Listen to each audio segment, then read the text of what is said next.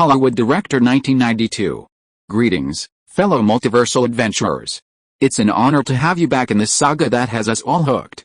Official channel statement: this story is 100% epic fiction. So please don't attempt real magic, the results aren't guaranteed and insurance won't cover it. The rights to this masterpiece belong entirely to its brilliant original author. We are just a barge sharing it with you. Do you want to keep being part of this amazing community? Join our ninja army of subscribers on YouTube and give this content a like. And for true fans, our Patreon has exclusive ninjutsu waiting for you. Chapter 126 Hype. At Alta Ski Resort in Salt Lake City, many people bundled up in thick down jackets and ski gear were speeding across the slopes. Among them were Link, Monica, Liu Xiaoli, and Liu Qianqian. The four initially had no skiing experience, and after 2 days of instruction from a teacher, they were finally able to slowly glide down the slopes. Link, there's a phone call. It's Quentin, Liu Xiaoli called from the rest area.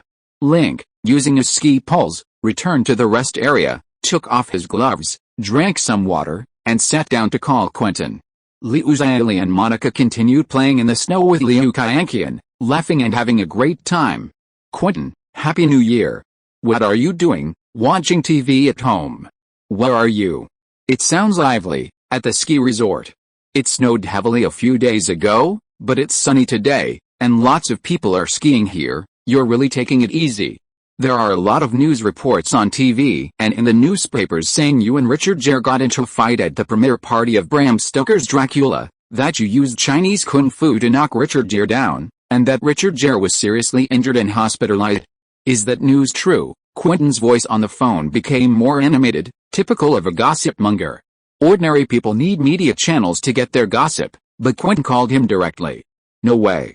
If I beat Richard Gere up, I'd be in the police station or courthouse right now, not on vacation. Too bad. It would be great if you two actually fought. You have a grudge against Richard Gere? No. I love watching a good fight, especially yours. If you two really fought, I could see you in the media all the time. You're so free. Link shook his head. How's Pulp Fiction coming along? When can we start filming next year? March, around the same time as Final Destination. By the way, there's a role in this movie that's perfect for you. After filming starts, you can spare 2 days to shoot with the crew. What role? Let me make it clear beforehand, the role can't be too big, I don't have that much time to film. Also, the role can't be too ugly, it'll ruin my glorious image. Glorious image? Even a thug has a glorious image. Don't worry, this role is absolutely perfect for you, Quentin chuckled mischievously on the phone. Link didn't refuse. When Paranormal Activity was released, he personally approached Quentin Tarantino, borrowing Tarantino's viewing recording to promote the film, embarrassing Tarantino in the process. In exchange, he agreed to help Tarantino this time. Even if Tarantino offered him a role as a perverted gay man, he couldn't refuse. Hanging up the phone, Link put on gloves, picked up his ski poles, and chased after Monica, Liu Xiaoli, and the other two. While he was vacationing in Utah, many tabloids sensationalized his fight with Richard Gere, causing quite a stir. However, neither he nor Richard Gere responded directly. The news circulated in the media for 2 or 3 days before gradually losing its luster. On January 5, the 50th Golden Globe Awards were held at the Beverly Hilton Hotel in Los Angeles. Scent of a Woman became the biggest winner of this year's Golden Globes, taking home 3 awards: Best Motion Picture, Drama, Best Actor, and Best Screenplay. Tim Robbins won Best Actor, Musical or Comedy for his outstanding performance in the film Behind the Scenes. Link called to congratulate him, expressing his envy of him winning the award. Tim Robbins was delighted and warmly invited him to the celebration party. Link accepted. Tim Robbins also inquired about his conflicts with Richard Gere and Dustin Hoffman, asking if he had fought either of them. Link said no. Tim Robbins expressed regret, saying that Dustin Hoffman was a real pain in the neck, having once tried to steal Susan Sarandon from him. If Link hadn't been handsome and mature enough, Hoffman would have almost won him over. Even after Link and Susan Sarandon moved in together, Dustin Hoffman still wouldn't give up, frequently harassing Susan, which was extremely annoying. Link asked why he didn't beat up Hoffman for harassing Susan. Tim said fighting was bad. Link shook his head. This guy was just a pushover, and he didn't understand how a strong woman like Susan Sarandon could like him. After chatting with Tim Robbins, Link texted directors Al Pacino and Clint Eastwood to congratulate them on winning Best Actor and Best Director, respectively. On January 9, the 9th Sundance Film Festival was held in Park City. Link and Monica went to see several films, but unfortunately, they didn't find any with box office potential. Robert Rodriguez also attended this year's Sundance Film Festival with his film El Mariachi, which won the Audience Award for Best Feature Film. After spending a few days in Salt Lake City and Las Vegas, Link returned to Los Angeles with 2 adults and 1 child. "Sissy, did you have fun these past few days?" Link teased the little girl as he drove the Liu family back to their apartment in Rex. "Not bad," Liu Sissy replied coolly, arms crossed. "Just good? You're always smiling. I thought you'd be really happy. 20-odd days isn't enough time to play. If we stayed at the ski resort and didn't come back, and didn't have to go to school, I'd be so happy." "Huh, so you wanted to skip school?" "No, don't talk nonsense." Liu Kaiankian saw her mother coming and quickly covered Link's mouth. "What are you doing? So disrespectful." Liu Xiaoli tapped the little girl on the head and told the nanny to take her to school. Liu Kaiankian pouted and left reluctantly. Back in Los Angeles, Monica flew to Miami to film Ace Ventura, Pet Detective. Liu Xiaoli returned to work, and Link started his second round of book signings, flying between Canada, the UK, and France. While he was busy with his signings, the release of the Blair Witch Project officially began. Starting at the end of last year, World News Weekly published investigative news about the Blair Witch Project for 7 consecutive weeks, including journalistic investigations, on-site photos, and interviews with villagers, making many people aware of the Blair Witch Project's existence. In the lead-up to the release of the Blair Witch Project, in addition to World News Weekly, more media outlets joined the publicity campaign, reporting numerous stories related to witches. For example, tourists reported sightings of the Blair Witch, claiming she rode a broomstick and flew through the forest, draped in a black cloak, resembling a giant raven. For instance, the Wilton Town Police told reporters that over the past 3 years, more than 10 tourists had disappeared in the forest, including 3 children. The police had ample evidence that the Blair Witch was responsible for these disappearances. Local police officially issued an arrest warrant for the Blair Witch, offering a reward of $50,000. With hundreds or thousands of dollars for information leading to her arrest. For example, the president of the Massachusetts Paranormal Research Association warned everyone not to participate in the hunt for the witch, as doing so would anger her, and terrible things would happen if she were provoked. The president also stated that the witch preferred to live in seclusion in the forest and would not attack ordinary people unless they harassed her. For example, during a reporter's interview in the town of Wilton, a woman came forward and said that the Blair Witch Project was her mother, who simply suffered from some mental illness and liked to wander in the woods, not the witch in the legend. The reporter's request to interview her mother was refused. After the police announced an arrest warrant for Blair Witch, women's rights organizations demanded that the government ban this practice. The witch trials that took place in Massachusetts 300 years ago resulted in the deaths of hundreds, mostly women. Now, the police are rashly issuing arrest warrants for witches without solid evidence. This is neither reasonable nor legal, and it is also a form of persecution against women. This behavior should be strictly prohibited. Many people, after seeing the news about the Blair Witch Project, also hoped that the police would find the Blair Witch Project and determine if she was truly a witch. With a combined hype from numerous media outlets, the Blair Witch Project incident attracted nationwide attention, becoming the most talked about social news story at the beginning of the year. Chapter 127 is scheduled for release. Strange, I smell a familiar odor. In his Miramax Films office, Harvey Weinstein frowned as he looked at the newspaper. What's that smell? Bob Weinstein sniffed, catching a strong, pungent odor. His eyes involuntarily drifted to the area under his desk, where a pair of bare, rotting feet were steaming. Damn, that's not what I meant. Harvey glared at him, pointing to the newspaper. Before Paranormal Activity was released, Link released a lot of paranormal news through the media, including about the Blair Witch Project. Now, suddenly there are so many of these news stories on the newspapers and TV, it's similar to what happened before Paranormal Activity was released. You mean, this is Link doing some hype, promoting his next movie? Bob asked in surprise, then shook his head. Impossible. Link has been doing book signings since the end of last year. He hasn't had time to make a movie at all. Even if someone is hyping up a movie, it wouldn't be him, Harvey stroked his chin thoughtfully. He could follow Link's movements through the media. From the end of last year to the beginning of this year, he was promoting his new book and didn't have time to make a movie. Also, his third movie, Final Destination, was in pre-production and was expected to start filming in March. It was unlikely that he would start another movie midway through. Based on these points, it certainly didn't seem like his movie. Someone's probably copying Paranormal Activity to promote their movie, very likely. After Paranormal Activity's huge success, many film companies are jumping on the bandwagon and making similar films. We expect dozens of similar movies this year. Should we invest in one? Let's see. Paranormal Activity's success had a large element of luck. It's not so easy to copy it, Harvey Weinstein said, squinting. Dude, can you put your shoes on? Your feet stink, like dead rats. Bob rubbed his nose. Shut up. Harvey lifted his foot, rubbed it with his hand, and showed no intention of putting his shoes on. As news about the Blair Witch Project increased in the media, not only the Weinstein brothers, but many in the industry sensed that the current public opinion was off, very similar to the situation before the release of Paranormal Activity last year. Many suspected that some film companies were using Paranormal Activity's distribution model to market their new movies. Hollywood film companies began investigating, trying to find out which company's project it was, but the secrecy measures were very good, and the investigation went unsuccessful for a long time. Some people suspected Link, but not many. Link was a big author now, busy with book signings around the world, and didn't have much time to make movies. This film probably wasn't his work. Link is really cunning, Ben Affleck remarked, looking at the newspaper. Are you praising him or criticizing him? Matt Damon asked. Of course I'm praising him. Before filming the Blair Witch Project, he handed the crew over to Sophia and went to other places for book signings.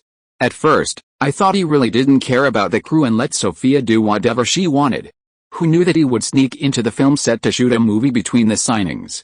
Now it seems that it was all part of his plan. He deliberately filmed a movie during the signings, using the signings as a cover to keep people from suspecting his involvement in the film. That was a really clever move. Ben Affleck took out his notebook and wrote down Link's actions. Perhaps he could use them when he became a director someday. Will this even work? I'm talking about Link. There are two criteria for judging whether a movie is good or not: box office performance and recognition from film awards or professional film critics. Blair the Witch doesn't seem like an Oscar contender. The only way to prove it's a good movie is through box office performance. Will this movie do well at the box office? If the box office is mediocre, everything Link has done in the past and present will be in vain, and our efforts will also be wasted, Matt Damon said. Don't worry, Link is a smart guy. Since he's arranged it this way, he must be confident of success. Besides, you chose this movie, and you dragged me to the audition. Now that the movie is about to be released, you're only starting to worry about whether our efforts will be wasted. Isn't that too late? Ben Affleck winked and said. This is our first movie as the lead actor. Aren't you worried? No, it's a movie that cost less than $100,000 to make. Even if it loses money, it won't be much, Ben Affleck said nonchalantly. In February, the American media continued to promote the Blair the Witch news, and HBO began airing several videos of Blair the Witch filmed by tourists. Due to the recent high level of public interest in the Blair Witch Project and the rather chilling nature of the videos, the show averaged over 12 million viewers. News related to the Blair Witch Project remained a hot topic in American media. While everyone was speculating about which film company was behind this publicity stunt, the Los Angeles Times published a news article revealing the mystery. The Los Angeles Times reported that 3 University of California students went on an adventure to Wilton last year and mysteriously disappeared shortly afterward, their whereabouts unknown. In January, tourists searching for traces of the Blair Witch Project in Wilton accidentally discovered a broken video camera, which had long since stopped working due to prolonged exposure in the wild. Fortunately, the tourists found a backpack near the camera containing 3 videotapes. The backpack and videotapes belonged to the 3 missing college students. The videotapes recorded the entire process of the 3 students' departure and disappearance, even involving some occult knowledge. The families of the 3 missing students have now sold the videotapes to Triangle Entertainment. In an interview, Triangle Entertainment president Joe Ferrer stated that the Triangle videotape was intact and the company was currently in post-production, adjusting the videotape's format. If all goes well, Audiences will have the opportunity to see in theaters what the three students experienced before their disappearance.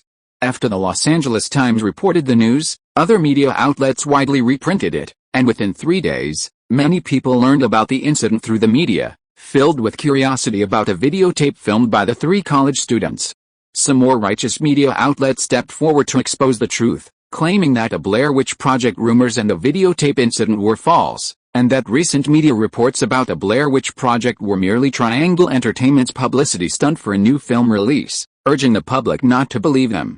Although these media outlets aimed to criticize Triangle Entertainment's actions, their mention of the Blair Witch Project in their reports also increased public awareness of the Blair Witch Project incident. In mid-February, Triangle Entertainment publicly announced that the Blair Witch Project had a release date of February 26. Chapter 128 Sophie. While February and March are typically a slow season for Hollywood films, several noteworthy movies are still being released. Some are directed by renowned directors, while others feature big-name actors, bringing their own built-in buzz. These films will likely compete with the Blair Witch Project. According to Triangle Entertainment's distribution department, 5 films are particularly noteworthy recently. The first is the Mexican film Chocolate Lover, which received high praise after its release in Mexico and the UK last year, accumulating $12 million at the box office. It will be released in the US on February 19. The second is the thriller crime film City Heroes, directed by Joel Schumacher. Starring Oscar winner Michael Douglas, the film has a production budget of $25 million and is scheduled for release on February 19. The third is the crime comedy Mad Dog and Glory, produced by Universal Pictures. Starring Oscar winner Robert Rodney and newcomer Uma Thurman, it will be released on February 26. The fourth film is the suspenseful romance Just Like an Old Friend, starring Richard Gere and Jodie Foster, scheduled for release on March 5. The fifth is the Paramount Pictures sci-fi film Aliens, with a production budget of $35 million. Several other big films are scheduled for release in late March, including New Line Cinema's Teenage Mutant Ninja Turtles 3, Bridget Fonda's Mr. and Mrs. Scorpion, and Robert Downey Jr.'s The Incarnation. Compared to these films, The Blair Witch Project, despite its extensive promotion, lacks a strong cast. Faced with numerous competitors, many filmmakers remain cautiously optimistic about whether the Blair Witch Project can break through and achieve the same success as Paranormal Activity. If the Blair Witch Project, released through hype, also achieves box office success, it will demonstrate the effectiveness of this promotional method, and future film releases could benefit from its success. Director Link, hello, I'm a fan of yours. It's a pleasure to meet you. At the Richelieu Library in Paris, a woman with exquisite features approached a long table, carrying a French edition of Interstellar. The woman was in her 20s, wearing a beige trench coat over a blue long dress, her long, golden brown hair cascading over her shoulders, her fluffy bangs giving her a pure and beautiful look. She resembled a super deluxe version of Papi Jiang. Ms. Sophie Marceau? Hello. You're a fan of mine too. Link stood up and shook hands with the woman. Yes, Director Link, you know me too. The woman looked at him with a beaming smile, her azure eyes filled with surprise.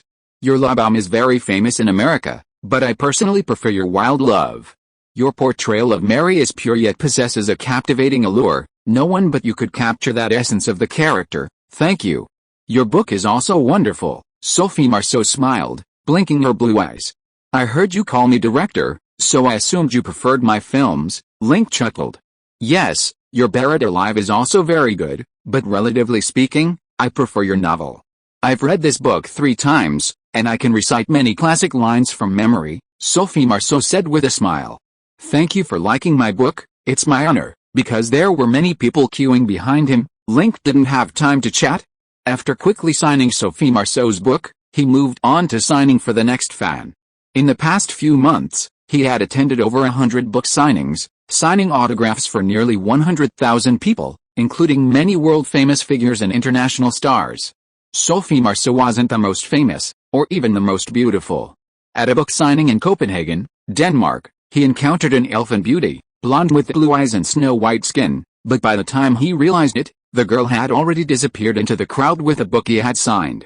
After seeing Sophie Marceau off, Link thought he would probably meet her again a few years later at an awards ceremony or a party. But after the book signing, he encountered Sophie Marceau again in the library corridor. Sophie Marceau seemed to be waiting for him. When he came out, she greeted him and invited him for coffee. Link didn't refuse and followed her to a cafe on the banks of the Seine, where they talked about movies, particularly Interstellar.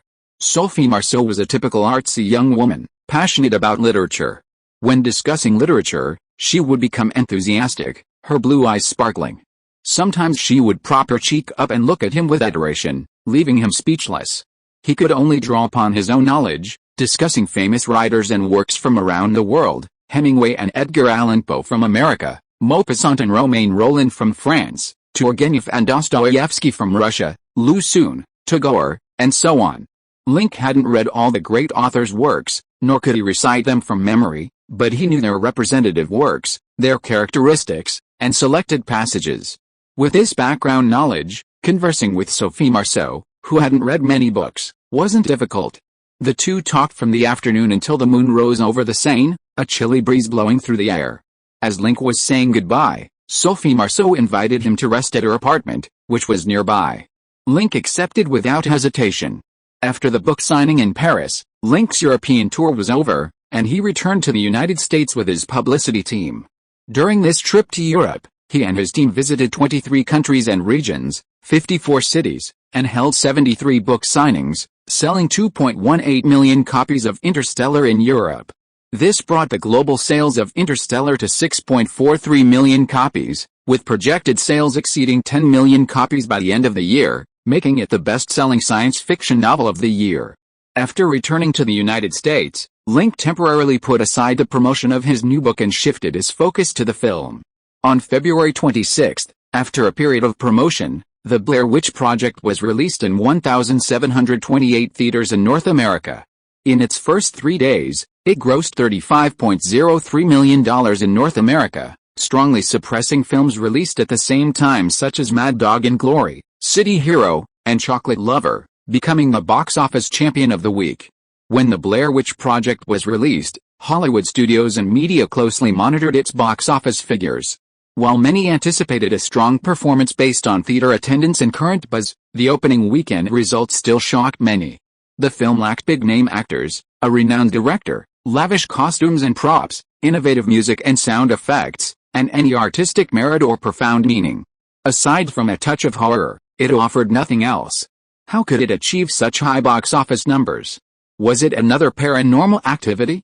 Some calculated that the total cost of such a film was less than $60,000, and a skilled director could have made it for $20,000 to $30,000, similar to Paranormal Activity.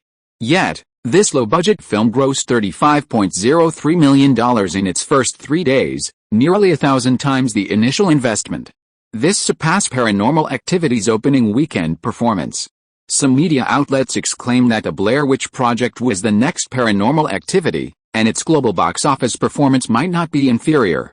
Media outlets began investigating the film's director, Ed Myrick, discovering he was a relatively unknown director with only 2 previous stints as assistant director and production assistant on other film sets. The Blair Witch Project was his directorial debut. Could such a director really make a blockbuster? Could Ed Myrick be the next Link? Seeing that The Blair Witch Project borrowed the marketing strategy of Paranormal Activity and achieved phenomenal box office success, media outlets commented that the film market had changed, and audience tastes had changed. Hollywood used to prioritize film quality, using big-name directors and actors to attract audiences. Now, films rely more on hype, regardless of quality, as long as the promotion is effective and audiences are aware of the film and curious about it, good box office results are guaranteed. No one knows whether this change is progress or regression. If you are listening to this novel on a channel other than Fanfic World, it means it was downloaded and re-uploaded without effort. We warmly invite you to visit our channel, Fanfic World. There you will find the original version of this story and many other novels of various genres. We look forward to seeing you dive into a world of incredible novels. Chapter 129 Box Office. Compared to the more objective reviews above, 90% of the other reviews of this film are negative, extremely negative. The New York Times bluntly stated in its review that it was a pretentious, utterly worthless film, not worth spending $8 or $9 and over 80 minutes in a theater. The Chicago Tribune called it a complete hoax. The film's distributors used the Blair Witch Project hype to generate public curiosity, driving audiences to see a very boring movie, resulting in a huge box office success for Blair Witch Project. Chicago Tribune contributor Payne Booker vehemently warned viewers not to see Blair Witch Project, saying that those who did would be fools. Renowned film critic Justin Chang wrote in the Los Angeles Times that the film refreshed his understanding of the film industry and broke the record for the worst film ever to gross the most at the box office. Chang stated that when he first saw Paranormal Activity, he felt it was terrible and shouldn't have earned so much at the box office. After the release of the Blair Witch Project, this perception was overturned. While Paranormal Activity had many problems, it was still scary enough and had a relatively complete plot, making it an interesting new film. The Blair Witch Project, on the other hand, was a complete copy, not only lacking in originality in its filming techniques but also completely plagiarizing Paranormal Activity's marketing strategy. This film had absolutely nothing to offer. Justin Chang's review resonated with many film fans. Previously, when watching Paranormal Activity, people thought it was mediocre, offering little beyond being scary. After watching the Blair Witch Project, people suddenly felt that Paranormal Activity wasn't so bad after all. At least Paranormal Activity was scary enough to scare people to death. The Blair Witch Project, however, was a scam. Besides the aforementioned newspapers, many other media outlets published articles harshly criticizing the Blair Witch Project as a terrible film. Variety magazine, in an article, jokingly remarked that while American media used to be prone to heated debates and disagreements over hot social topics, a remarkably high degree of consensus emerged on criticizing the Blair Witch Project. Despite facing considerable criticism after its release, the Blair Witch Project performed strongly at the box office, grossing $45.28 million in its opening weekend and projected to exceed $100 million in North America. This performance left the media frustrated. They had previously repeatedly touted the Blair Witch Project as a bad film, a scam by the distribution company, and warned against seeing it in theaters, yet many still couldn't resist the allure. Unable to criticize the audience, the media turned their attention to the film's distributor, Triangle Entertainment, and director Ed Myrick, accusing them of using such tactics to manipulate box office returns and undermining industry norms. Some media outlets even advised Triangle Entertainment president Joe Ferrami to be more careful, warning that such profiteering would damage the company's reputation and lead to decreased support for future Triangle Entertainment films. Haha, they must be jealous of us. If this were their company's film, they'd be even more greedy than me, Joe Ferrari laughed, looking at the newspaper. Link smiled. After the release of the Blair Witch Project, many media outlets did indeed criticize the film, downgrading a 6 or 7 out of 10 film to 0. The reasons were twofold. Firstly, the film's quality was indeed low, yet its box office performance was astonishing, leading to resentment among many competitors. Secondly, the huge success of the Blair Witch Project would inevitably affect the box office performance of other film companies.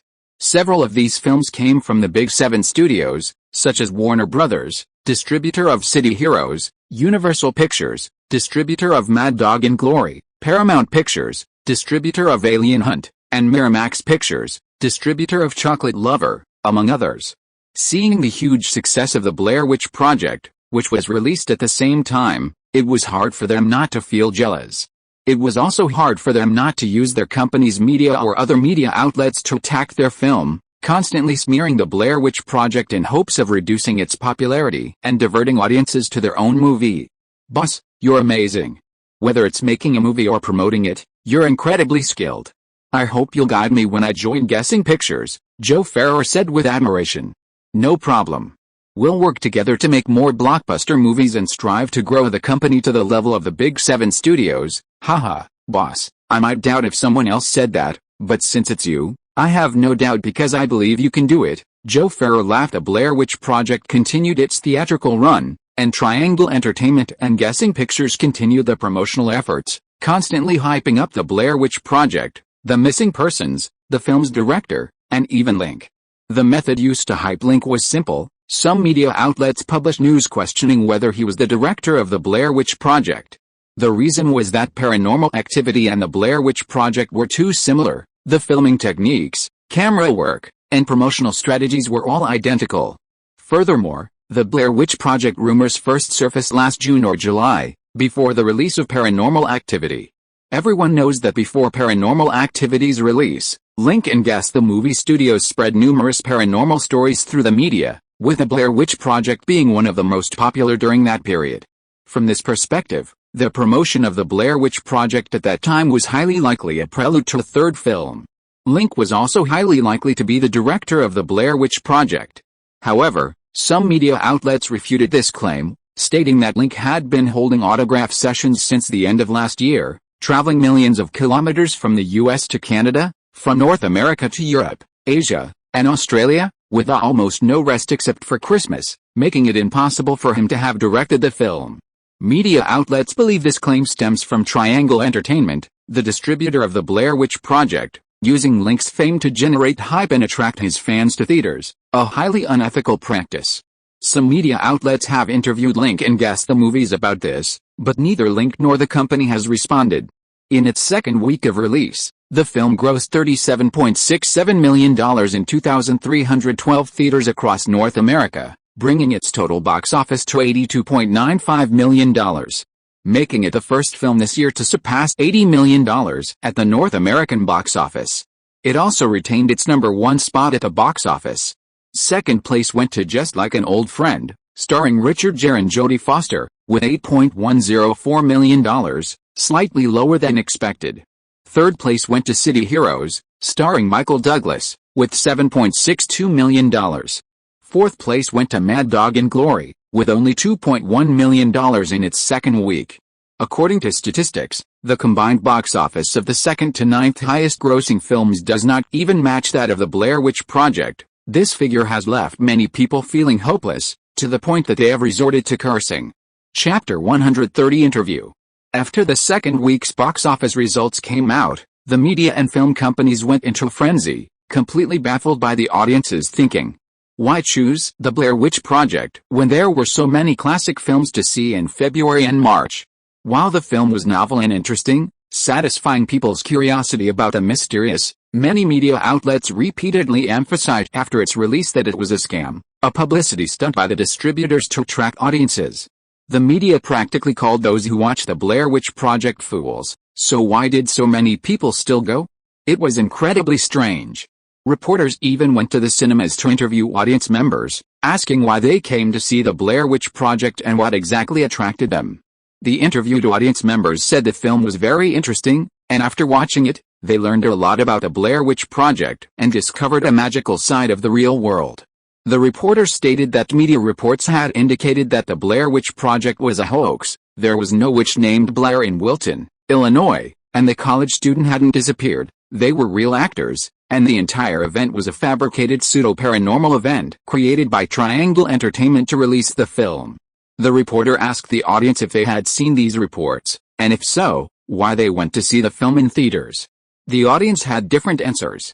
Some said that without a thorough investigation, media reports alone were insufficient to prove that the Blair Witch Project didn't exist, nor could they prove everything was fake. The audience believed that criticisms of the Blair Witch Project were the result of other films' jealousy of its box office success, using media hype to suppress the more novel film. They were used to such propaganda and wouldn't fall for it. The reporter was exasperated, wanting to smash the audience members' head open with a microphone to see what their brain was like. Other audience members, after seeing the Blair Witch Project, realized the whole thing was indeed a hoax, orchestrated by Triangle Entertainment. The reporter, quite pleased with this answer, immediately asked why he went to see it if he knew it was a scam.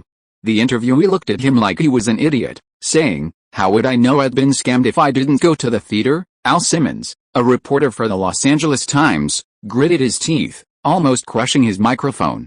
How could these people be so incomprehensible? Al, look over there. That looks like Robert Downey Jr. and Kiefer Sutherland. Should we interview them? The newspaper's photographer said, pointing to the theater entrance. Of course, Al Simmons grabbed the microphone and rushed over, asking if they were available for an interview. Kiefer Sutherland hesitated, but Robert Downey Jr. nodded without hesitation. Al Simmons asked Robert if he had seen the Blair Witch Project and what his opinion of the film was. Robert Downey Jr. said it was excellent, one of the most interesting thrillers he'd seen in days. Al Simmons was stunned, unable to believe his ears. If the person standing in front of the microphone were an ordinary audience member, this answer would be fine. After interviewing dozens of audience members, he was already used to it. But the person being interviewed now was Robert Downey Jr., a popular movie star, the Robert Downey Jr., who had received Golden Globe and Oscar nominations for Best Actor. He had publicly criticized low-budget films like Paranormal Activity for damaging the film market, for Gresham's Law, and had vehemently demanded that the Motion Picture Association of America and theaters ban the release of such films. Now, he thought a movie even worse than Paranormal Activity was very good, one of the most interesting thrillers he had ever seen. This answer was too strange, it didn't sound like Robert Downey Jr. at all. Al Simmons couldn't help but glance at the man opposite him a few times. In his 20s, wearing an expensive suit, a Rolex gold watch, pale-faced, with a short stubble on his chin. It was indeed Robert Downey Jr. Al Simmons composed himself and asked Robert what was so good about the movie. Robert Downey Jr. spoke eloquently into the microphone, praising everything from the Blair Witch Project itself to the film's cinematography and artistry, showering the movie and director Ed Myrick with accolades. He even claimed that those who criticized Blair Witch didn't understand the story's meaning, while he, having understood the film, found it excellent. Al Simmons looked at him questioningly, wondering if he'd received a bribe from Triangle Entertainment. Not only was Simmons confused, but Kiefer Sutherland beside him was also puzzled, completely baffled by Downey's praise. While the film was entertaining, it didn't deserve such a claim. After the interview, the two got into their car, and Sutherland asked Downey why he had praised Blair Witch and director Ed Myrick. Downey slapped his knee and laughed heartily. Kiefer, you said the Blair Witch Project was a huge hit. Who's the most upset, Richard Gere? Jodie Foster? Warner Brothers? I heard that because the Blair Witch Project did so well, just another Pandora's box office fell short of expectations in its opening weekend. They must be really upset, Kiefer Sutherland guessed. Haha, no, not them. The most upset person is definitely Link, exactly. Anyone who's seen the Blair Witch Project knows that from beginning to end, from filming to distribution, the whole movie copied the Paranormal Activity model. It's like they made a fortune using Link's methods without giving Link a single penny. Would Link be very upset to see others making money using his methods? That seems to be true. Kiefer Sutherland stroked his chin, nodding in agreement. If this happened to him, he'd probably be very upset too. Besides, only Link used to make big money this way, but now director Ed Myrick and Triangle Entertainment can also make money this way, which shows that this method is very effective. It's foreseeable that Hollywood will see more movies like this in the future. Once there are more of these movies, the competition will become fierce, and Link won't be able to make money this way anymore. Isn't that a great thing? Robert Downey Jr. winked and smiled. Your analysis makes a lot of sense. Kiefer Sutherland looked at Robert with admiration. You're a really smart guy, ha ha ha. Robert Downey Jr. laughed heartily. Chapter 131 Positive Reviews. Michael, how's your interview going? Outside the Grove Mall Cinema, Al Simmons sat on a bench, fanning himself with his hat, and called a colleague to inquire about the interview. Michael replied that audience reviews of the film were quite good, not as bad as expected. Why is that? Al Simmons explained his situation. Today, he randomly interviewed 32 audience members outside the cinema. 26 of them gave the Blair Witch Project a score of 60 or higher, with 6 even giving it a perfect 100. Only 4 audience members gave it a score below the passing mark of 60. The ratings were significantly higher than expected. What's wrong with these guys? I've seen the Blair Witch Project, and it's clearly an extremely boring movie. Why do these guys say it's good? It's illogical. Are they under Link's spell? Al Simmons complained on the phone. Haha, I know why. Do you want to know? Buy me a drink and I'll tell you, you know? Tell me quickly. If you're right, I'll buy you 2 drinks. Al, did you ask about their educational background during the interviews? No. When you ask about education on the spot, most interviewees won't tell the truth. Haha, their refusal to disclose their education proves they aren't highly educated. Most didn't go to university, some even only high school. If they had gone to university, they wouldn't mind answering your question. That's true. But what does that have to do with the Blair Witch Project? Al Simmons asked. The relationship is extremely close. Before the interview, I designed a questionnaire and invited the audience to fill it out. The survey results showed that 92% of the audience had an education level below high school, and many were even illiterate. That's right. These audience members' low level of education also means that their cognition, aesthetics, etc., are different from ours, and their evaluation of the film is also different. In our eyes, The Blair Witch Project is not exciting enough, but in their eyes, this film is easy to understand, simple and interesting, just to their liking. In addition, people with low levels of education are more likely to believe in gods and believe in the existence of ghosts and witches. This is probably why we don't understand why they like to watch The Blair Witch Project. I see, Al Simmons suddenly understood. Before, he looked at the problem from his own perspective and didn't understand why those audiences liked a film like The Blair Witch Project that was pretentious and mysterious. Now it seems that it's not their fault, but rather a difference in cognition caused by the different levels of education. Just like ordinary people don't understand sculpture, pop art, or surrealism, just like intelligent people don't understand why ordinary people are easily fooled by scammers. People have different living environments and different levels of education, leading to different ways of thinking and different understandings of things.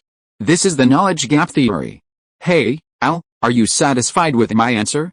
Don't forget to buy me a drink. No problem. Do you still have your questionnaire? Leave me a copy. I'd like to do a survey too. If it's really as you say, this is undoubtedly valuable news. Hanging up the phone, Al Simmons continued interviewing the audience. After understanding the existence of the knowledge gap, he became more patient and serious during interviews, and no longer easily angered. When the media interviewed audiences about their opinions on the Blair Witch Project, besides Robert Downey Jr., stars like Dustin Hoffman, Kiefer Sutherland, and David Duchovny publicly praised the film, saying it was very good and those who criticized it didn't understand it. Even at the press conference for Just Like an Old Friend, Richard Gere, when answering reporters' questions, smiled broadly and praised the Blair Witch Project as very interesting and worth watching. He seemed unconcerned that the Blair Witch Project's box office performance surpassed his own films. The media was baffled by these people's answers, unable to understand why these big stars would suddenly stand up and praise a film that wasn't even worthy of praise. Some media suspected that it was all the work of CAA, Cathay Actors Guild. Richard Gere and others were CAA clients, and they wouldn't simultaneously endorse a film without the company's tacit approval. The media also speculated that the Blair Witch Project was a CAA collaboration, and Ed Myrick was a director CAA was planning to heavily promote. Perhaps the entire film was CAA's plan from beginning to end. Media outlets interviewed CAA representatives, but CAA has not yet responded. This further fueled the media's suspicions. Link, after seeing these news reports, was also confused. Daniel, John, why would they help promote the Blair Witch Project? Did you pay them to do so? Haha, no, these people don't get along with you, boss.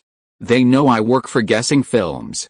Even if we paid them, they wouldn't help promote the film. John Gordon shrugged and laughed. That's true. Daniel DeViro leaned back in his chair, his belly resting on the edge of the desk. We suspect they were after you. After the huge success of Paranormal Activity, you became the representative of low-budget directors, the holder of the highest box office return ratio in film history, and considered one of Hollywood's most promising directors. Not everyone likes these labels, at least not your rivals like Robert Downey Jr. and Richard Gere. They saw the Blair Witch Project dominating the box office and had the potential to break Paranormal Activity's record. In this situation, they thought that praising the Blair Witch Project and Ed Myrick would steal your limelight, which is probably their goal. Sounds interesting, Link smiled, a smirk playing on his lips. Boss, should we reveal the truth and surprise them? John Gordon asked with a mischievous grin. No need. Our goal in making the Blair Witch Project is to make money. We shouldn't do anything that contradicts that goal. They're willing to help with publicity, which is great. Don't stop them. Also, out of courtesy, publicly thank them and praise them as good people. Yes, boss. After Paranormal Activity was released, his colleagues in the industry were filled with envy and jealousy. If they found out that the Blair Witch Project was also directed by him, they would probably go crazy with jealousy and might even do something irrational. The media, knowing they'd been tricked, might be furious and criticize him even more vehemently. He could forget about establishing himself in Hollywood afterward, just like the two directors of the original The Blair Witch Project, who disappeared after making The Blair Witch Project, with no follow-up works. Therefore, Link wouldn't publicly acknowledge any connection to the Blair Witch Project. Chapter 132 Breaking Through Defense. After Robert Downey Jr., Richard Gere, and others publicly praised Paranormal Activity in the media, Triangle Entertainment and director Ed Myrick publicly thanked them, praising them as people who truly understood the film. Robert Downey Jr. chuckled and responded that there was no need for thanks, expressing his hope to collaborate with Triangle Entertainment and Ed Myrick in the future.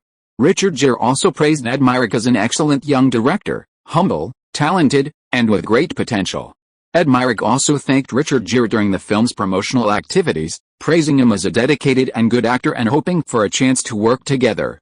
The frequent media interactions and mutual praise generated considerable buzz for the currently showing The Witch. This also demonstrated the qualities of veteran actors like Robert Downey Jr. and Richard Gere. They showed great tolerance for new directors and new types of films, willing to mentor newcomers, contrary to rumors that they were petty, jealous of Link's youth and filmmaking abilities, and therefore constantly suppressed him.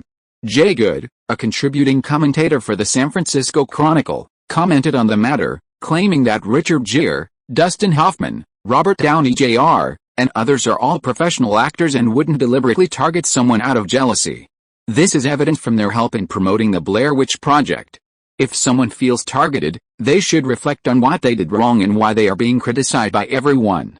Other media outlets also followed up on the story, praising Richard Gere and others for their excellent character and acting skills, implying that Link's eccentric and unsociable behavior was the reason for the targeting, and that Link should seriously reflect on his actions. Amidst a media frenzy, the Blair Witch Project's third-week box office results were released. This week, it grossed $23.37 million in North America, a significant drop compared to the previous 2 weeks, but less than expected. The distribution department attributed this to the efforts of Richard Gere and others. With this week's box office results, the Blair Witch Project officially surpassed the $100 million mark in North America, reaching $106 million, becoming the first film to gross over $100 million in 1993. The success of the Blair Witch Project aroused envy and jealousy among Hollywood peers. With a production cost of a maximum of $100,000 and a marketing budget of less than $10 million, it grossed over $100 million in North America in just 3 weeks, a truly enviable achievement. Because the Blair Witch Project completely copied the Paranormal Activity model in its production and marketing, Hollywood film companies were prompted to study the Paranormal Activity model with even greater devotion, hoping to earn hundreds of millions of dollars like the previous 2 films. According to a survey by Movie Variety magazine, more than 60 similar films are expected to be greenlit this year. Due to their small budgets and short production cycles, most of these films are expected to be released within the year. Link. The newspapers say many film companies are copying the Paranormal Activity production and marketing methods. Will this affect the company? In the apartment, Jennifer Connelly leaned against him, reading a magazine. It's fine, let them copy. If they succeed. It proves that my film marketing model is very good, Link said with a soft laugh, his arm around her waist. Without the system's box office subsidies, those copycats would all fail.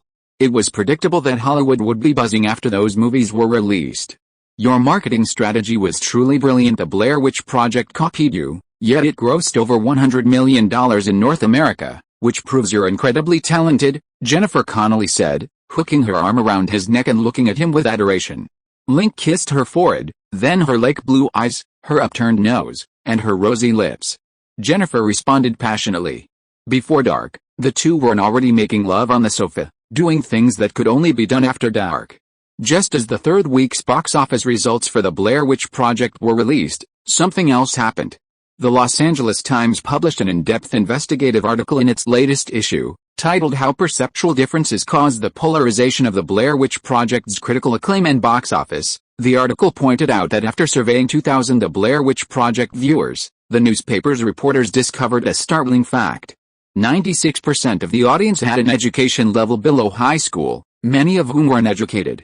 These people believe in ghosts, witches, vampires, sea monsters, bat boys, and other strange things in the world, and they often discuss these things in social situations. For them, The Blair Witch Project is a documentary revealing the truth about the world, not a movie. This is why they like The Blair Witch Project. Viewers who dislike the film are generally more educated.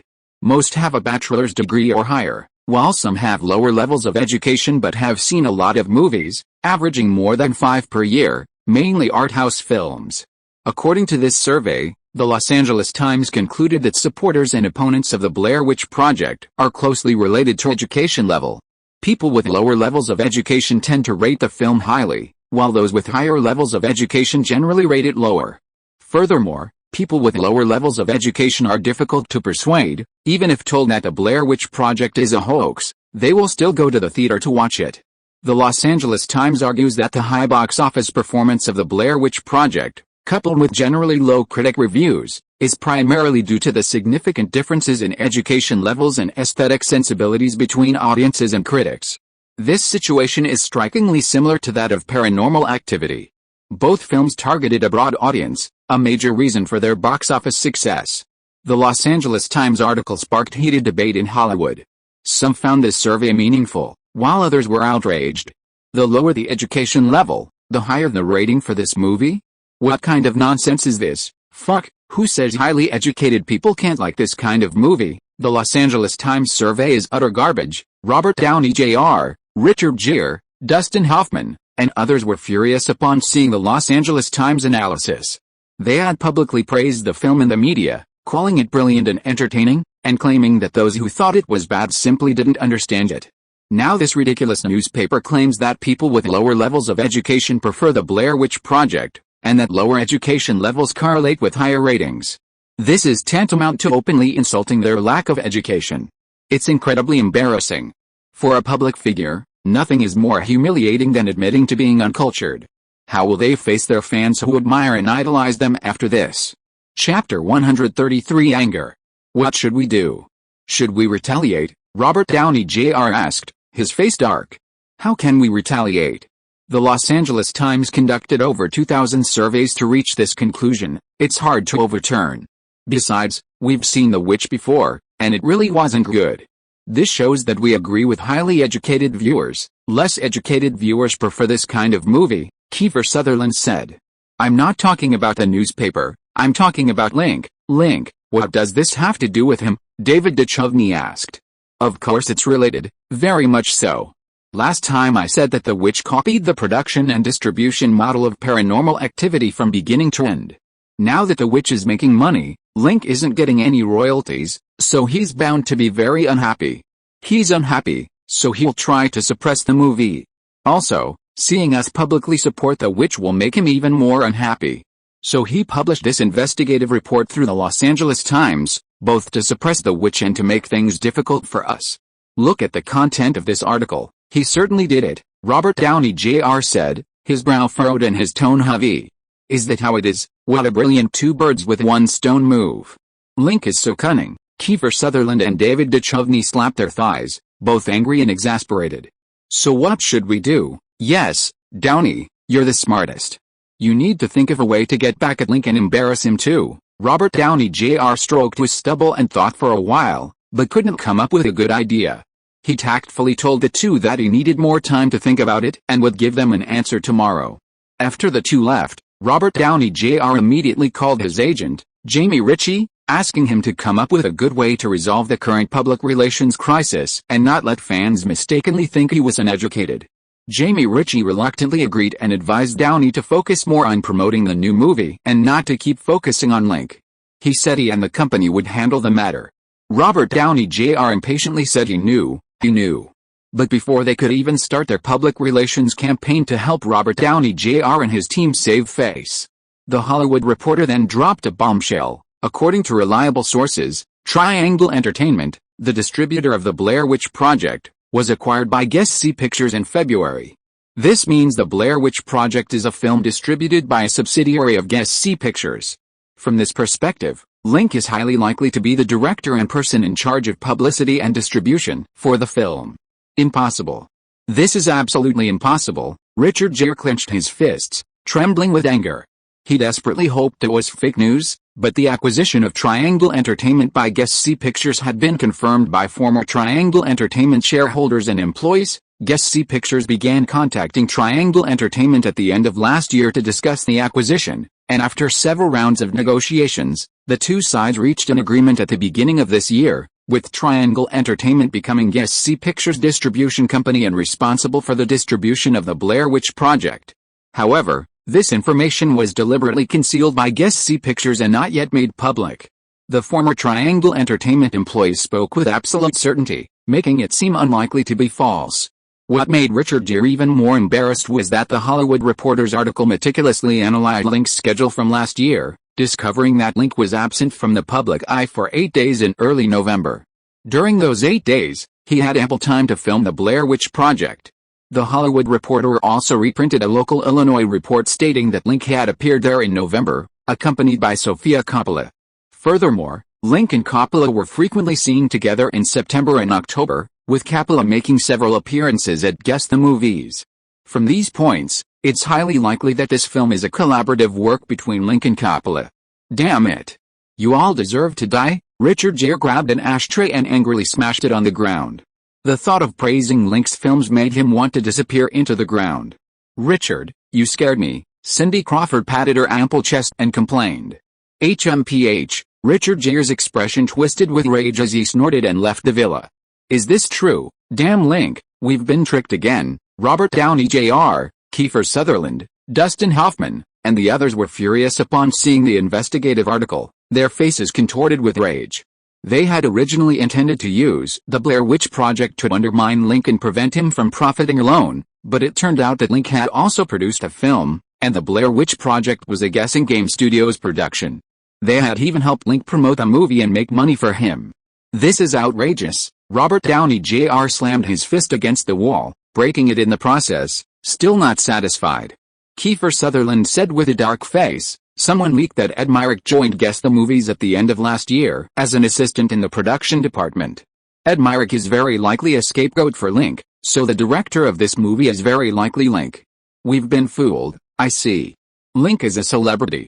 If you were credited as the director, everyone would know that The Blair Witch Project is a scam and wouldn't go to the theater. With Ed Myrick, there's no problem. That guy is too cunning, David Duchovny said. Link, that bastard, he deceived us and cheated the audience out of more than $100 million, Robert Downey Jr. shouted, waving his fist and looking up at the sky.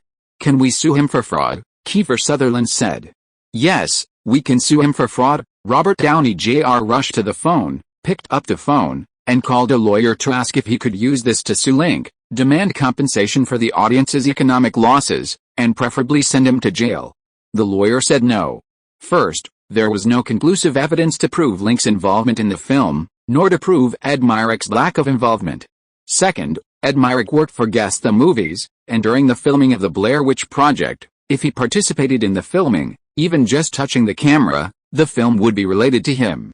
Furthermore, the Constitution guarantees freedom of creation. Even if Link directed the film, he could choose not to be credited, or even use a stage name. This wouldn't be illegal. Damn it. Damn it, Robert Downey Jr. angrily slammed down the phone. Kiefer Sutherland and David Duchovny, upon hearing they couldn't sue Link for fraud, were also furious, cursing him as despicable and shameless. Haha, that's funny. Julia Roberts couldn't help but laugh at the three's changing expressions.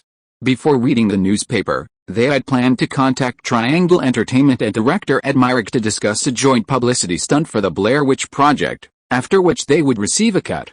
But they hadn't anticipated that Triangle Entertainment had already been acquired by Guess C Pictures. The Blair Witch Project was Link's film, and while they'd always considered Link their rival, they'd actually helped promote it and make him a fortune. It was quite amusing. Shut up, Robert Downey Jr. and Kiefer Sutherland yelled at Julia Roberts. Link's got another blockbuster, making him famous and rich, while you've got nothing and are just stuck here sulking. Haha, how funny. Julia Roberts smiled, grabbed her bag, and left the villa without looking back. Chapter 134 Father and Daughter. Sophia, stop. Where are you going? In the Bel Air Villa district of Beverly Hills, director Francis Ford Coppola was reading the newspaper when he saw Sofia and Milla Jovovich walking out, chatting and laughing. He called out to Sofia with a stern face. Dad, is something wrong? Sofia exchanged a few words with Milla Jovovich and then turned and went into the small living room. You should be in photography class at school right now. Why are you at home, Dad? You haven't asked me about school in a long time. Why are you asking now? Well, I forgot to tell you, my photography class is over. Now I'm learning how to make films. I want to be a director someday. A director? Director Coppola looked at her in confusion. He had talked to Sofia before, and she said she didn't want to be a director, she wanted to be a photographer and a costume designer. At the time, he hadn't said much. His wife had only said that Sophia still wanted to be a director, but she lacked confidence and was too embarrassed to say it when he asked. Now, Sophia had boldly said it. It was interesting and strange. Sophia, it's great that you want to be a director. I'm preparing for a new movie, and if you'd like, you can join in. I'll personally teach you how to direct. Dad, no need. I'm already with Link's crew. We're preparing for a new movie, and filming is expected to begin in late March. What? You're filming with Link? What can he teach you? Hearing that his beloved daughter wanted to learn how to make movies from someone else, director Capello found it absurd. As one of the most powerful directors in Hollywood, his daughter wanted to learn how to make movies, but instead of asking him for advice, she wanted to learn from someone else. Don't be ridiculous. How can a new director like Link teach you how to make movies? Of course he can. Although he's a new director, every movie he releases is a hit with audiences. His box office results are getting better and better. The highest grossing film in film history is his work. How can you say he can't make movies? He not only knows how to make movies, but he also understands audience psychology. He's so great, teaching me is definitely no problem, Sophia laughed. Director Capello scoffed. Barrett was passable, but Paranormal Activity was mediocre. Its huge success relied entirely on media hype. Without that news, it wouldn't have grossed more than $100,000. Do you want to make movies like that in the future? What's wrong with Paranormal Activity?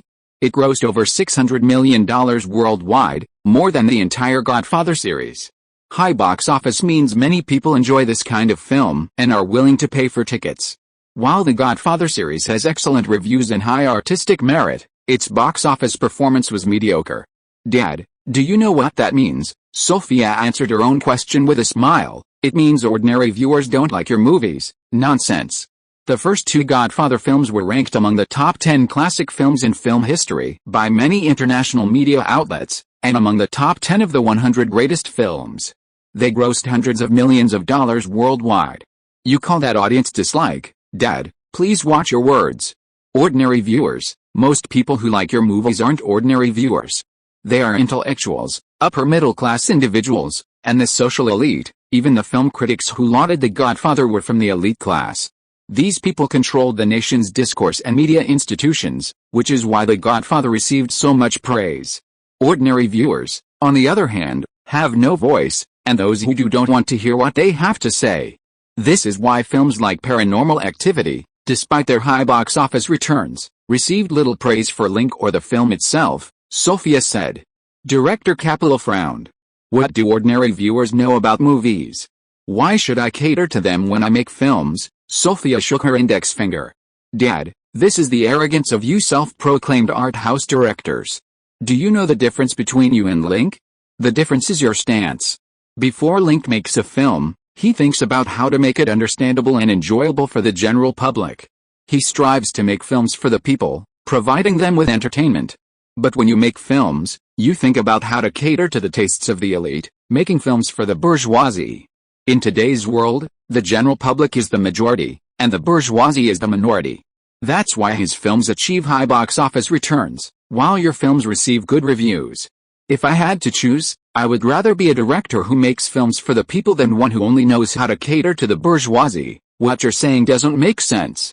Film is a modern art form, combining elements of drama, photography, painting, music, dance, literature, sculpture, and architecture. From its inception, this art form has served the elite, not the common people. The average person's appreciation level is low. No matter how good your film is, they won't appreciate it. If you insist on catering to their tastes, you'll only end up as a director of trash films. Dad, what you say makes some sense, but no matter how refined an art form is, its primary purpose from the day it was born is to entertain the masses. Since it's about entertaining the masses, is there a difference between entertaining the elite and entertaining the common people? Does making films for the elite make it noble? Making films for the common people make it lowly? Dad, your thinking is very problematic. In your heart, there's no concept of equality for all. You think the elite are people, worthy of respect, while the common people are just a mob, easily ignored. Dad, your thinking is wrong, you're talking nonsense. I didn't think that way. Director Capello angrily pointed at Sophia. This daughter was so unfilial, she was practically pointing at his face and calling him a snob. Really, Dad? Ask yourself, did you ever consider the average viewer when you were making this film? If you really did consider the average person, why would you make it so profound and obscure? Sometimes even I, a college student, can't understand it. What's the point of making this kind of film? To show off your superb filmmaking skills, or to feel smug and superior when critics praise its profound meaning and how ordinary people can't understand it? Dad, you look so pale. Did I guess what you were thinking? Shut up. Director Capella clutched his chest, his face flushing and paling. Dad, don't pretend. You don't have a heart condition. Sophia looked at Director Capella worriedly, poured him a glass of water, and patted his chest. Director Capella gritted his teeth. He didn't actually have a heart condition, but he felt very upset. Perhaps Sophia's words had triggered a heart attack. He took a few deep breaths, drank some water, and slowly recovered. Dad, are you all right? If you are, I'll go now. Mila is waiting for me outside, Sophia said, standing up. Stop. Director Capella sat up and pointed to the Hollywood Reporter on the table. The paper says that Link directed this movie, and you were also involved. Is that true? Don't try to lie. I remember you said you were filming a movie outside around that time. I signed a confidentiality agreement with Guess the Movies, so I can't tell you too much. But I can tell you that I also contributed to this movie. I shot about 1/5 of the scenes. Oh, and I also got a share of the profits. Not much, $500,000, Sophia proudly shook her 5 slender fingers. HMPH, what's so great about making a movie like this? I earned $500,000 on my own merits, which is much better than many of my peers in the industry. Why shouldn't I be proud? Dad, you're not jealous of me, are you? Mom told me that when you first started out, you went to the Fernando Valley to make pornographic films to save money for art films. Get out. Get out of here, okay, goodbye, Dad. Sophia didn't want to see Capella have a heart attack, so she waved her hand, turned around, and her skirt disappeared into the living room. Chapter 135 Jealousy. Director Capella leaned back on the sofa and sighed, suddenly recalling Sophia's words. Sophia had criticized him for being too arrogant as a director, showing no regard for ordinary audiences. He thought about it carefully, and it seemed to make sense. Should he follow Link's example, lower his standards, and make movies that even illiterate people would enjoy? The thought immediately crossed his mind, and he shook his head vigorously. He couldn't think like that. Link's ideas were wrong, and he absolutely couldn't be misled by Link. Once his thinking faltered during filmmaking, the quality of his work would plummet, and within a few years, he would become a director of trash films. This absolutely couldn't happen. He should also take the time to persuade Sophia not to follow Link's lead. In the 4th week of the Blair Witch Project's release, The Hollywood Reporter published an article claiming Link was the director of the film, and the news of Triangle Entertainment's acquisition by Guess the Movies caused a huge sensation in Hollywood. Many people showed incredulous expressions after reading the article. Is this true? Bob Weinstein looked at the newspaper, then at his brother Harvey Weinstein. Harvey Weinstein nodded. He and Joe Ferrer were acquaintances, and upon seeing the news, he immediately called to verify. Ferrer didn't hide anything, confirming that the news of the merger between Triangle Entertainment and Guess the Movie was true. Harvey continued to ask if Link directed the Blair Witch Project. Ferrer chuckled but didn't answer, only saying there was a confidentiality agreement preventing him from revealing any information related to the Blair Witch Project. This practically confirmed that Link was the director of the Blair Witch Project, and also acknowledged that the film was a Guess the Movie project. Guess the Movie, established for only a year, had already produced 2 blockbuster films, each grossing over $100 million in North America, conservatively estimated to earn $500 million. Should we ask the shareholders to step in and acquire Guess the Movie? Bob Weinstein stared at the newspaper headline profits of approximately $500 million, his retinal veins slowly turning red. Link had earned more in a year than he and his brothers had in over a decade. No rush, let's wait. Guessing Pictures is on the rise right now, making acquisition difficult. It'll be easier to acquire Guess Who and Link's film projects when their next project suffers losses and the company's operations become unstable, Harvey Weinstein said, suppressing his jealousy. Link is an incredible guy, New Line Cinema President Robert Shea remarked to Vice President Simon Fells, who nodded in agreement. If only we had signed Link to a company back then, Carlock Pictures President Mario Kassar said regretfully. Link, tell me the truth, did you direct the Blair Witch Project, Quentin called Link after seeing the news. "No, I was so busy last year, I didn't have time to make a movie," Link laughed in the office. "I asked Sophia, and she said yes." "Really?" "Sophia is probably joking." Link smiled at Sophia in front of him. "Link, swear to God, if you're lying, may you become a quick shooter, impotent." Swear." Quentin chuckled wickedly on the phone. Link's lips twitched. "Stop talking nonsense. How's Pulp Fiction going?" "My new movie project has started, the set is being built, and once casting is finished, my movie will officially begin filming." "Can your movie start this month?" "Don't change the subject." "Are you deliberately changing the subject to prove that the Hollywood Reporter's report is true? You bastard, you made 3 movies last year. I only care about speed and box office when I make movies, not quality." "You don't need to be too envious, bastard." "Link, you're a real bastard, making 3 movies in 1 year, all of them box office hits. How are other directors supposed to survive?" Quentin gritted his teeth on the other end of the line. "Competitors are enemies. My goal in making movies is to make money and win an Oscar. Why should I care about others?" Link joked. "You're such a jerk. The newspapers say you've found the secret to a blockbuster movie. Is that true? Tell me what the secret is." "It's simple. You just need to give me the executive producer and editor duties for Pulp Fiction, and I guarantee it'll be a blockbuster." "No way, Pulp Fiction is my movie, my son. I'm not handing it over to anyone else." "Then I'm sorry, you can't share my box office secret." "HMPH, I don't care. My movie will be a blockbuster even without your secret, and not only will it be a blockbuster, it has a great chance of winning major film awards, while your movie will probably never win an Oscar." Don't worry about it, I won't be much later than you." After talking with Quentin, Link continued discussing the filming of Final Destination with Sophia, Daniel DeVito, and James Schamus, the executive producer of Good Machine Pictures.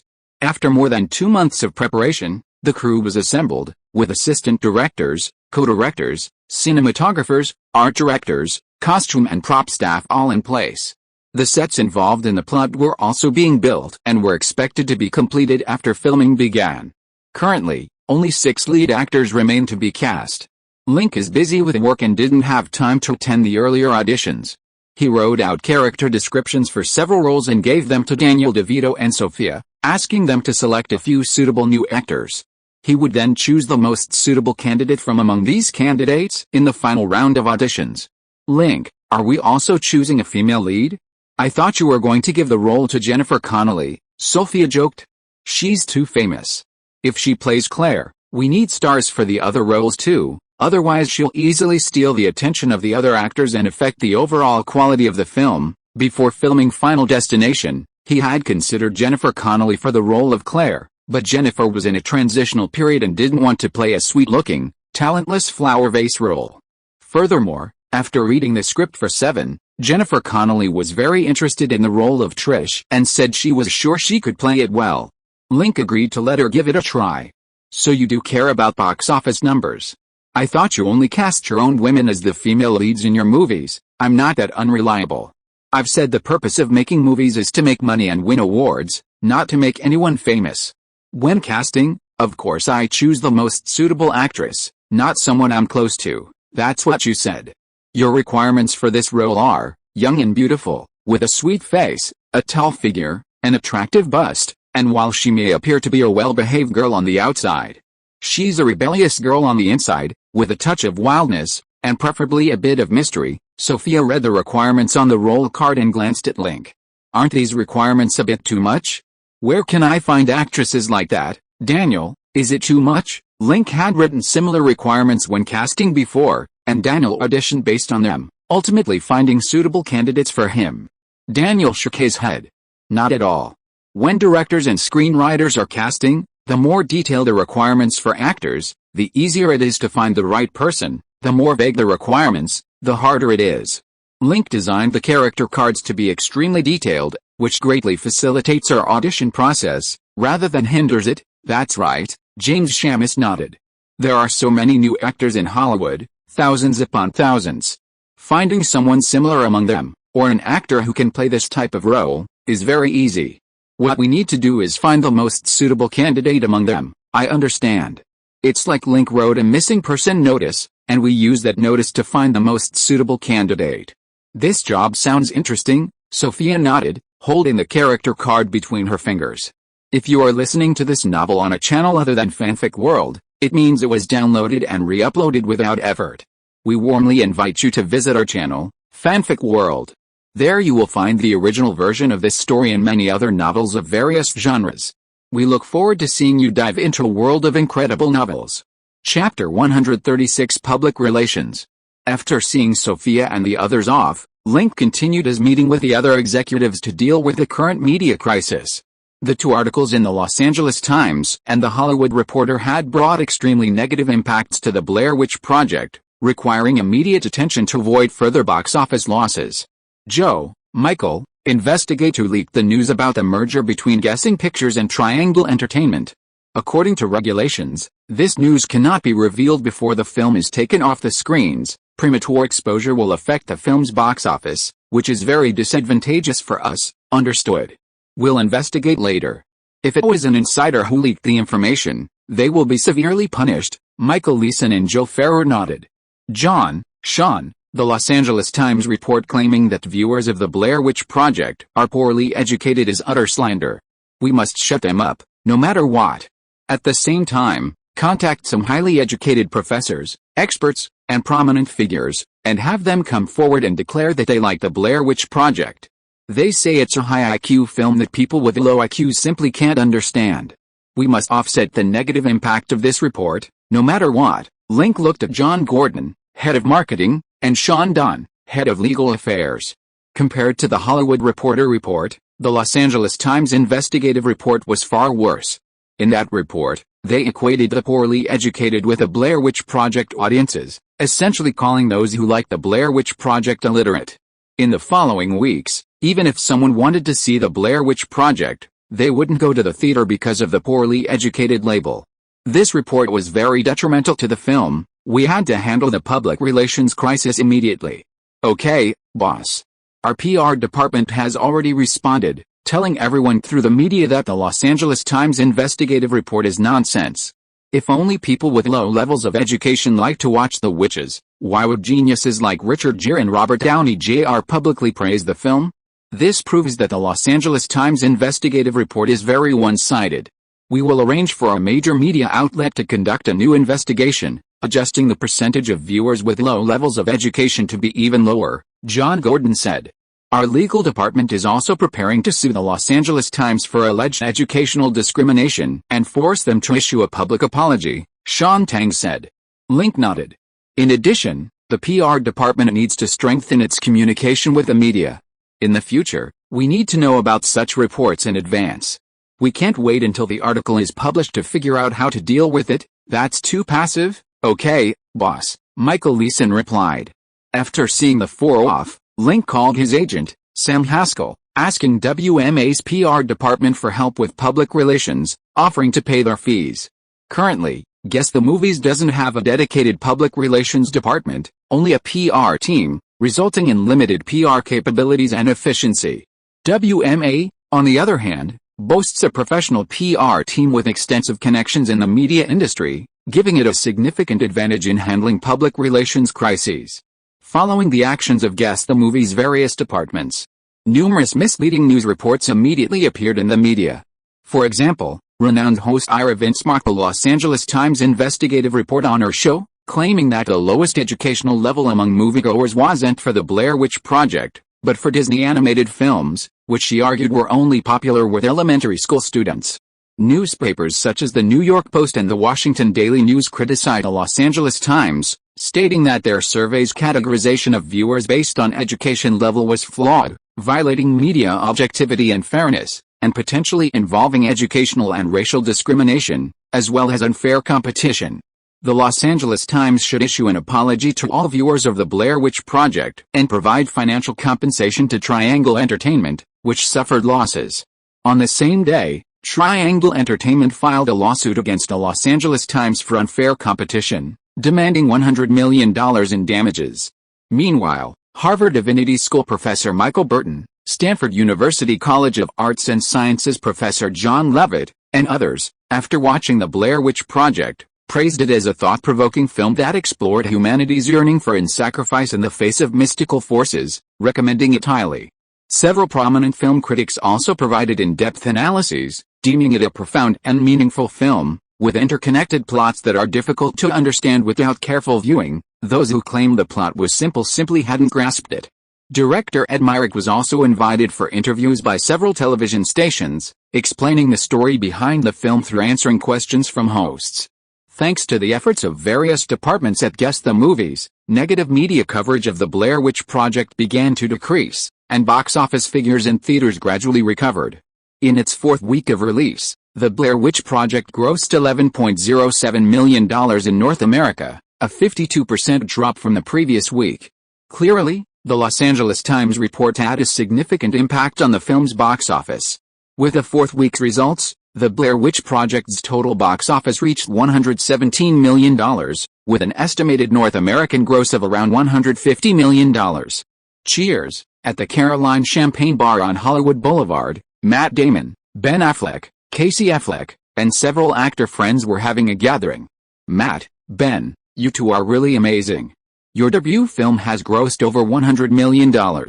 That's better than many big stars in the industry, actor Brendan Fraser praised, raising his glass. Brendan Fraser was a friend Matt Damon met last year during the audition for School Daze. Fraser won the lead role, while Matt Damon and Ben Affleck received 2 supporting roles.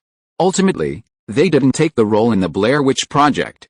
Yes, how much did the movie The Witch cost to produce?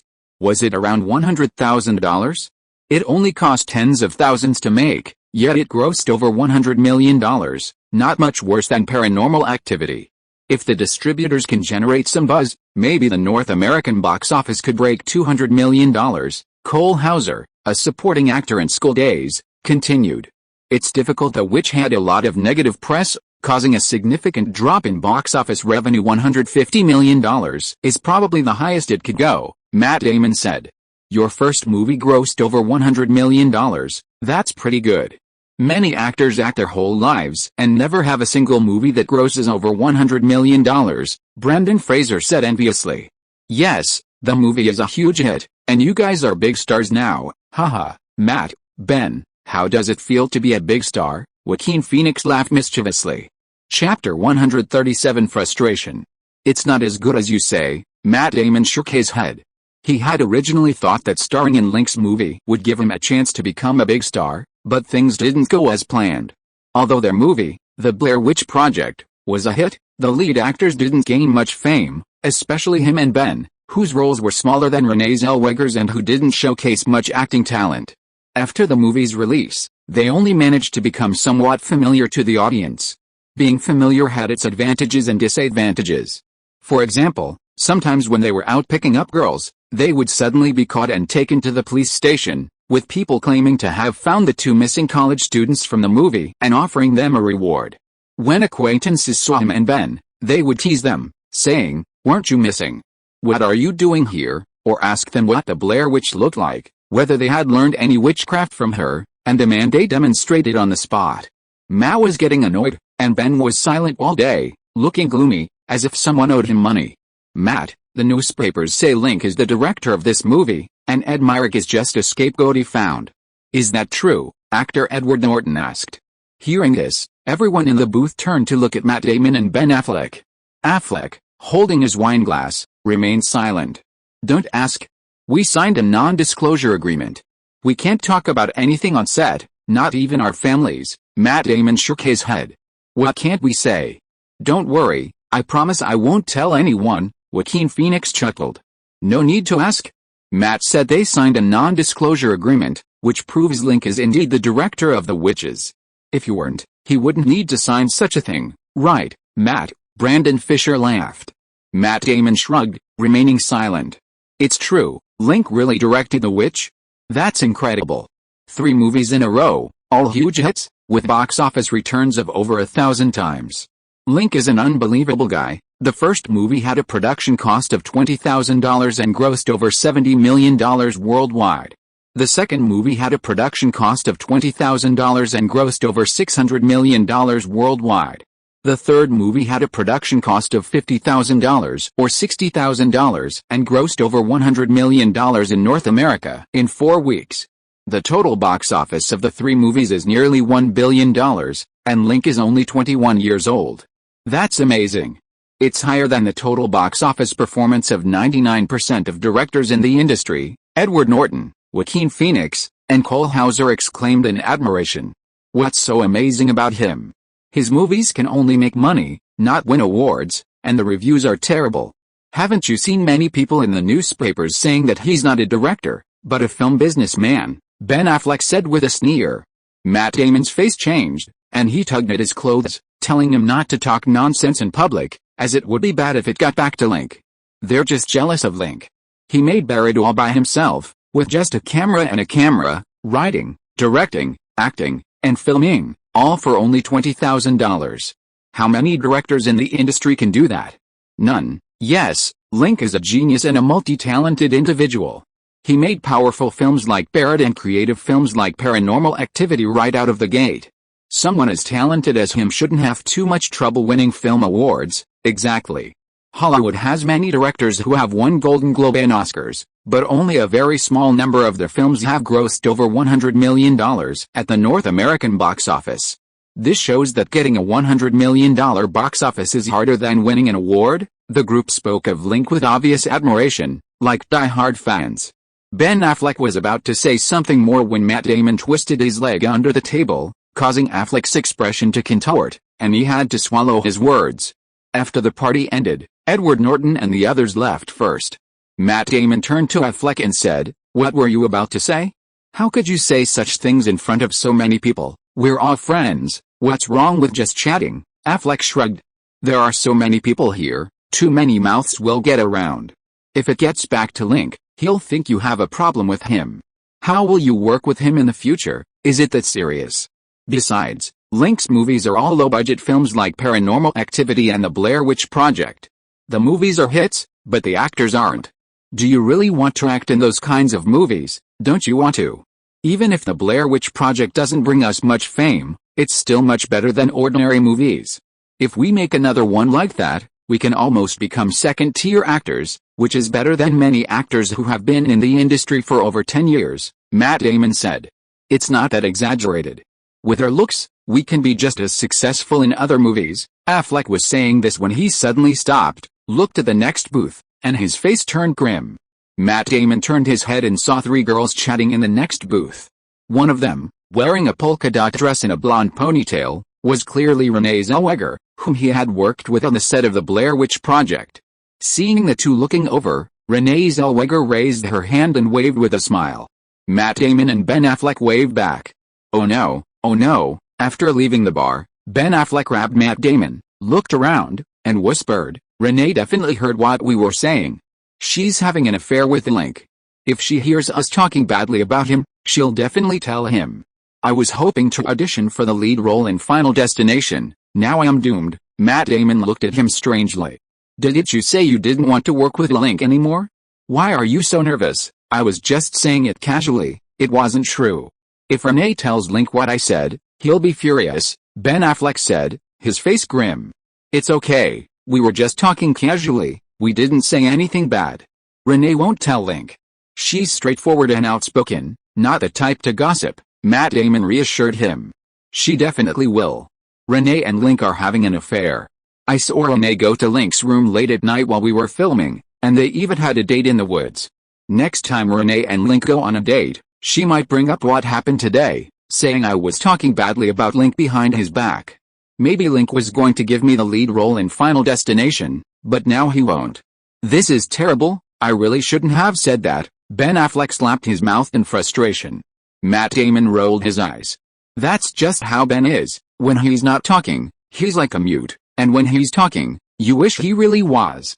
It's okay, I'll explain for you next time I see Link." Matt Damon put his arm around his shoulder and patted him.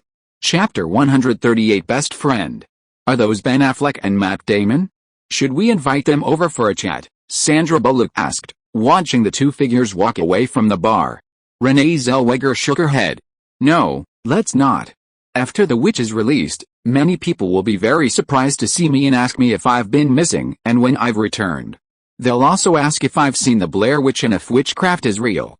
Ben and Matt will probably have similar experiences. If we get together and the reporters take pictures and publish them, it will affect the film's box office.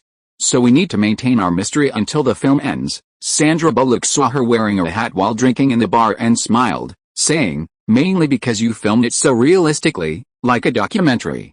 When I first saw this movie in the theater, I thought you had really disappeared. I called you right after the movie, and only when I heard your voice did I remember it was a movie." When filming The Witch, the crew did pay a lot of attention to realism. In the opening scene where they interviewed the local residents, Sophia didn't tell us before filming that those residents were extras. We thought they were real locals. And in the scene where they camped in tents in the wild, Link didn't tell us that the crew was also there.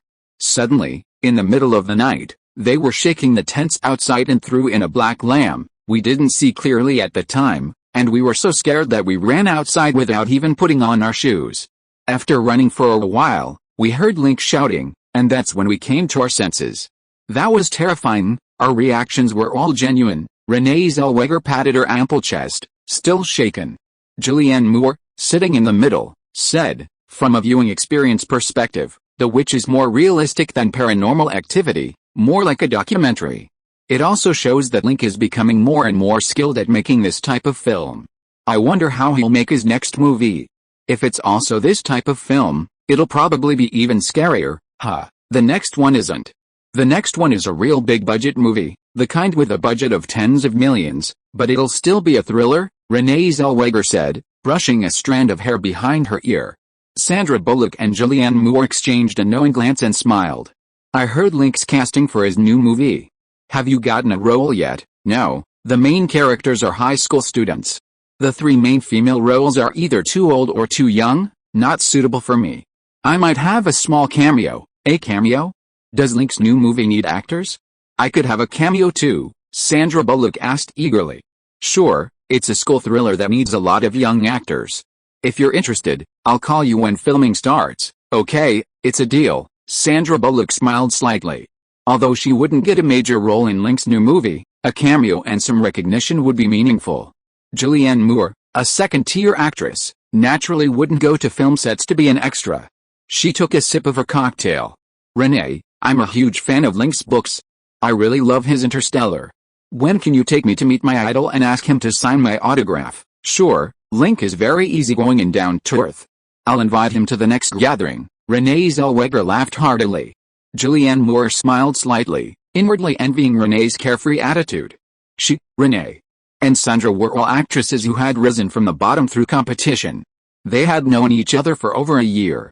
Initially, the two of them were doing better than Renee, becoming second or third tier actresses after filming a few movies, while Renee was still working as an extra. Last year, Renee had a stroke of luck. First, she was chosen by Link to play a small supporting role in Paranormal Activity, and then she played the lead role in The Blair Witch Project. Although both films were low budget, they both grossed over $100 million at the North American box office, and tens of millions of people had seen her movies. Renee Zellweger also rose to fame with two films, currently achieving a second or third tier level of recognition in the entertainment industry, with many people familiar with her face. Renee is now signed with an agency, with a professional management team helping with her work, and maintains a good personal relationship with a billionaire film company owner and renowned director Link. In this respect, Renee has already surpassed them. This inevitably makes her envious, feeling that no matter how hard she works, it can't compare to having a benefactor. However, Renee is their friend, and through Renee, she has the opportunity to meet Link, which is also an opportunity. In the fourth week of the Blair Witch Project's release, overseas distribution began. Columbia Pictures was still responsible for overseas distribution. Having made a fortune distributing Paranormal Activity, Columbia Pictures was very enthusiastic about the overseas distribution rights for the Blair Witch Project. They offered $30 million plus 15% of the box office revenue to acquire the overseas distribution rights, video distribution rights, and sequel production and merchandise rights for the Blair Witch Project. Guess the movies initially offered $50 million plus a 15% cut of overseas box office revenue. After 2 rounds of negotiations, Columbia Pictures ultimately secured the overseas distribution rights and related merchandise rights for the Blair Witch Project for $42 million plus a 15% cut of overseas box office revenue. A minor incident occurred during the negotiations between Guess the Movies and Columbia Pictures. Due to Columbia Pictures' inadequate confidentiality measures, the details of the negotiations were leaked before they concluded. Business Daily was the first to report on this. The Business Daily reported that Columbia Pictures and Guess the Movies were discussing the overseas distribution of the Blair Witch Project, confirming previous rumors that the film was indeed a Guess the Movies project. Based on Columbia Pictures' terms and current box office performance, the newspaper estimated that Guess the Movies had already profited over $100 million from the Blair Witch Project, and that the final profit might exceed $150 million. If Guess the Movies profits $150 million from this project, and considering last year's releases Buried and Paranormal Activity, Link and Guess the Movies profits from these three film projects are estimated at around $520 million. Since Link owns the majority stake in Guess the Movies, Business Daily predicts his current net worth is over $500 million. The Business Daily article concludes by marveling at Link's good fortune. At the beginning of last year, he was penniless, unable to make movies and forced to direct and star in his own films.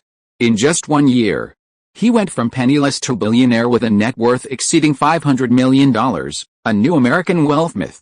His good fortune is enviable. After the article was published, it was widely reprinted by the media, and Link's current net worth became a new topic of discussion in the entertainment industry.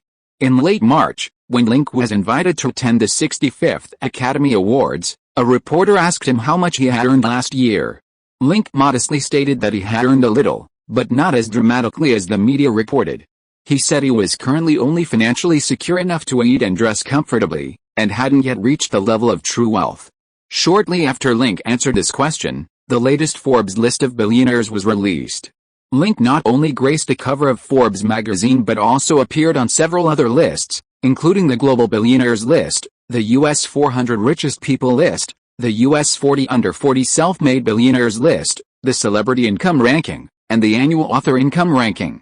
According to Forbes magazine's investigation, Link's total income from the beginning to the end of last year was $380 million. This included income from the films Buried and Paranormal Activity, script royalties, interstellar royalties, and book signing income. Including investments in Guess the Movies and other projects, Forbes magazine estimated Link's net worth at the end of 1992 to be around $400 million. Link ranked 981st on Forbes' list of the world's billionaires, with 1,072 billionaires making the list this year. The entry threshold was $300 million. On Forbes' list of America's 400 richest people, Link ranked 382nd, with an entry threshold of $380 million this year. On Forbes magazine's list of self-made billionaires under 40, Link ranked 12th, making him the youngest on the list at only 21 years old. In Forbes' 1992 to 1993 list of highest-paid celebrities, Link ranked first with an annual income of $380 million. Second place went to Oprah Winfrey, with $98 million. Third place went to director Steven Spielberg with $72 million. Fourth place went to comedian Bill Cosby with $66 million. Link's annual income was the sum of the incomes of the second to sixth ranked individuals. Following the release of Forbes magazine's major and minor lists, Link once again became the focus of public attention. Chapter 139 Net Worth. Many media outlets have unearthed his answer at the Oscars. His statement that being able to eat and dress freely doesn't constitute true wealth now sounds incredibly bizarre. The editor of The Sun jokingly questioned Link's statement, asking how much wealth would be considered truly wealthy when his net worth is estimated at $400 or $500 million. USA Today called Link one of the highest-paid directors in Hollywood, second only to Spielberg and George Lucas, claiming that other directors, even after decades of filmmaking, couldn't match Link's earnings from last year alone. Vanity Fair magazine also jumped on the bandwagon, featuring Link's photo on its cover with the headline Hollywood Fairy Tale, Cinderella Becomes a Prince, recounting Link's journey from poverty to billionaire, calling him Mr. Billionaire. Due to Link's rapid rise to wealth and his young age, only 21, his net worth ranks among the top 400 in the United States. He's truly outstanding. After the Forbes billionaires list was published, Link received calls daily from acquaintances, some congratulating him on his Forbes debut, others jokingly calling him a millionaire. Media friends flocked to him, hoping for interviews. His phone practically became a hotline. However, before the Forbes frenzy had died down, The Hollywood Reporter dropped a bombshell. The 1992 box office rankings were out. The Hollywood Reporter released the list in March or April, rather than at the beginning of the year, because some films were released at the end of the year, such as last year's blockbusters like Aladdin, Home Alone 2, and Far Away, all in December. To calculate these films' box office figures, the theatrical release period had to end. In this year's box office rankings, Paranormal Activity topped the North American box office with $318 million and the global box office with $645 million.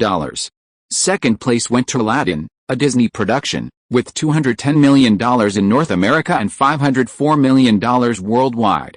Third place, Home Alone 2, $173 million in North America and $358 million worldwide, produced by 20th Century Fox. Fourth place, Batman Returns, $162 million in North America and $266 million worldwide, produced by Warner Brothers. Wow! This data shocked countless people, sending chills down their spines. The shock stemmed from the sheer absurdity of Paranormal Activity's figures.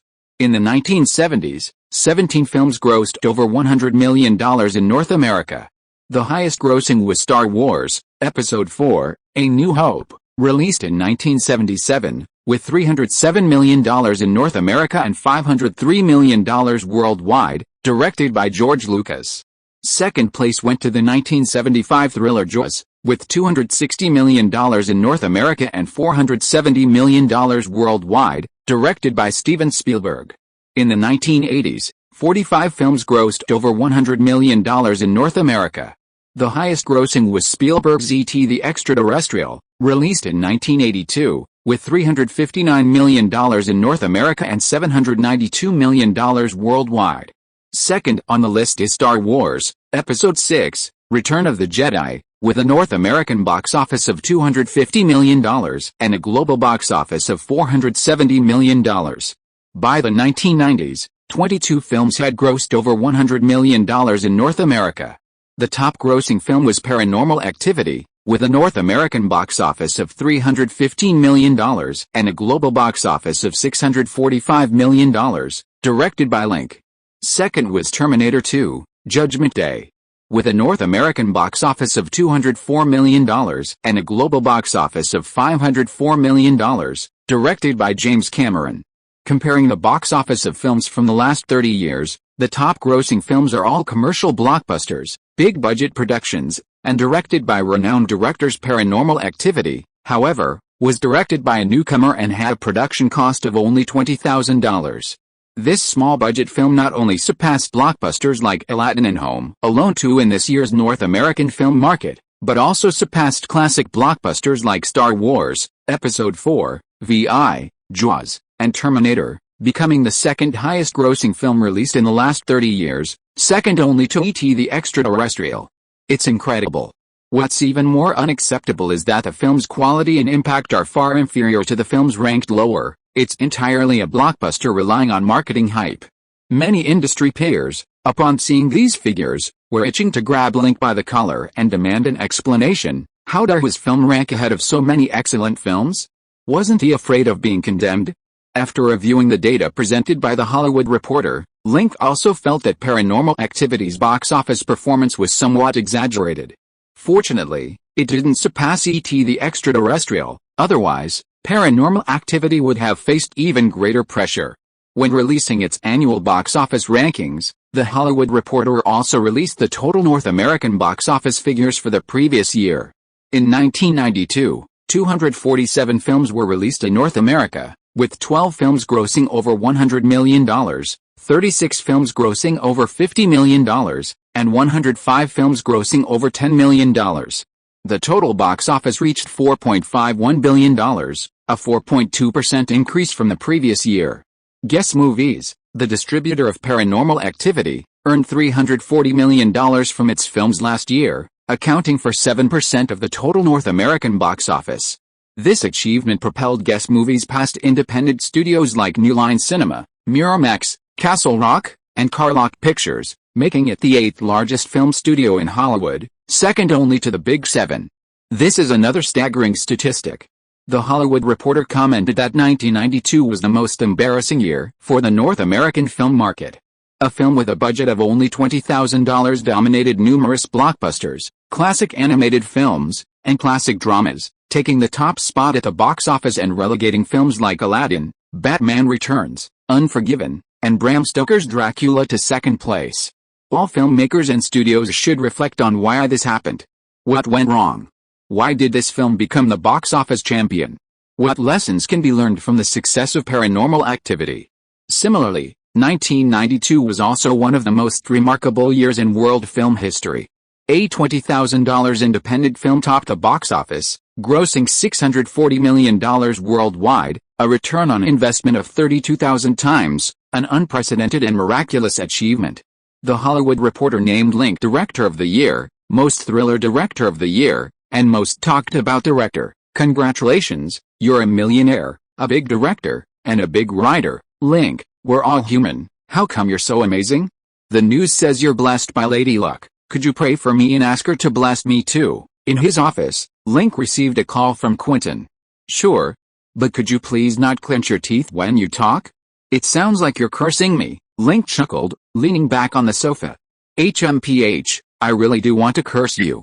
Last year we lived in the same apartment building, made movies together, went to Park City for the Sundance Film Festival together, and our movies were released simultaneously. And now, just a year later, before I've even started filming my second movie, you're a millionaire, the highest grossing director of the year. That's outrageous. We all started on the same footing, and before we even got started, you'd already reached the finish line. Is that fair? Quentin seemed genuinely jealous. Even through the phone line, Link could smell the strong lemon scent. How about I buy you a drink? Just drinks aren't enough. You also have to take me to a strip club 3 times. I need to make you spend a lot of money so I can feel better. You're just jealous. I suggest you see a psychologist. No need. I'll feel better as long as I make a movie that grosses more than Paranormal Activity. Quentin asked you if you was free that afternoon to go to Kerwell Bar for drinks. Steven Soderbergh, Robert Rodriguez, Tim Roth, and others would be there, along with a few newcomers, including some very beautiful women he could introduce him to. Link had 2 interviews that afternoon and couldn't go, so they agreed to meet at the bar in the evening, with Soderbergh paying. Quentin's call had just ended when he received another call from Steven Soderbergh. Steven was more serious than Quentin. He first congratulated him on becoming the highest grossing director of the year, then talked about his new movie, The Unusual Murder. Steven had revised the script several times, but he wasn't satisfied and was still working on it. Link told him not to rush, to take his time, and that he could film whenever he wanted, assuring him the company would provide all the support he needed. Steven was touched and offered to treat him to drinks. After talking with Steven, he received calls from Sam Haskell, Jerry Katzman, president of WMA, Marty Bauer, president of Utah, Jerome Preston, William Mason, Tim Robbins, and others, all congratulating him. They had called to congratulate him when he made the Forbes Rich list, and just 2 days later, they were calling again. Link was indeed experiencing a string of good news lately. Chapter 140 Interview. Boss, the CBS people are here, Lee Uzieli called out from the office doorway. Coming, Link, dressed in a suit, walked out of the office. He stopped abruptly at the door, raising his chin. Assistant Liu, don't you think I'm handsome? Show off. Hurry up and go. Lee Uzieli rolled her eyes at him, smiling as she patted him on the back. After the Forbes Rich list and the Hollywood Reporter's annual box office rankings were released, he received dozens of interview requests from media outlets. They wanted to know how it felt to go from penniless to billionaire, and how it felt to go from a small-time director to the year's box office champion. After some discussion and selection, he temporarily accepted interviews from 13 media organizations. These included major newspapers like the New York Times, the Washington Post, and the Wall Street Journal, as well as television stations like NBC, ABC, and CBS. Previously, for television interviews, he had to rush to the television station for the recording. Now, the television stations would prioritize him. He could go to the recording studio when he had time, and if he didn't, they could arrange for someone to record a program at Guessing Movies. Today's recording was being held in the large conference room at Guessing Movies. The person who came to interview him was Leslie Starr, a renowned anchor from CBS News. Ms. Starr is a veteran journalist and anchor, 52 years old, with over 30 years of experience in the media industry. Her program, News 60 Minutes, is one of the highest-rated news programs in the United States. Besides inviting domestic and international political figures, the program sometimes also invites popular celebrities to the show to provide insights into the latest developments in the entertainment industry. Out of courtesy, Link arrived at the venue first and greeted Ms. Star at the entrance. "Ms. Star, welcome, Mr. Link. You are even younger and more handsome in person than in your photos." Ms. Star shook hands and smiled. Mr. Bill Crystal said the same thing, "So I'll take it seriously? Haha, you may not believe Mr. Crystal, but you should believe me. I am a journalist, and I only state the facts. I like media that tells the truth, and I respect journalists who speak with facts." Ms. Star, welcome again. After a few pleasantries, Link and Ms. Star sat down in the sofa area. After the on-site director and cameraman adjusted the lighting and camera positions, the interview officially began. "Link, there's a funny story about you in Utah lately. It says that after you made it onto the Forbes rich list, a motel in Park City, Utah, suddenly became incredibly popular. The motel manager claimed that billionaire Link had stayed there. He said that people who stay there will have good luck like you, their careers will become increasingly successful, and they will become billionaires." Local media reports that many tourists are now going to Park City specifically to stay at that motel, causing it to become incredibly popular, with bookings booked until next year. "Take a look, is this the motel you stayed at?" Ms. Star handed him a photo. The photo showed a very ordinary motel, with red walls and a yellow door frame, and a sign that read King Hotel. It was the small motel he had stayed at in Park City, where he had a vivid dream, and later had a conflict with the staff when trying to get his deposit back, a rather unpleasant experience. Link smiled, holding the photo. He didn't mind the hotel owner using his name to attract customers, but he hoped they wouldn't reveal his sexual encounter in bed. It would be too embarrassing if it got out. "Yes, I stayed there for a week during the Sundance Film Festival last year. I was poor then, and this hotel was cheap, $10 a night." Link shrugged. "I heard you went to the Sundance Film Festival again earlier this year. Did you revisit that hotel?" "No, it doesn't mean anything to me.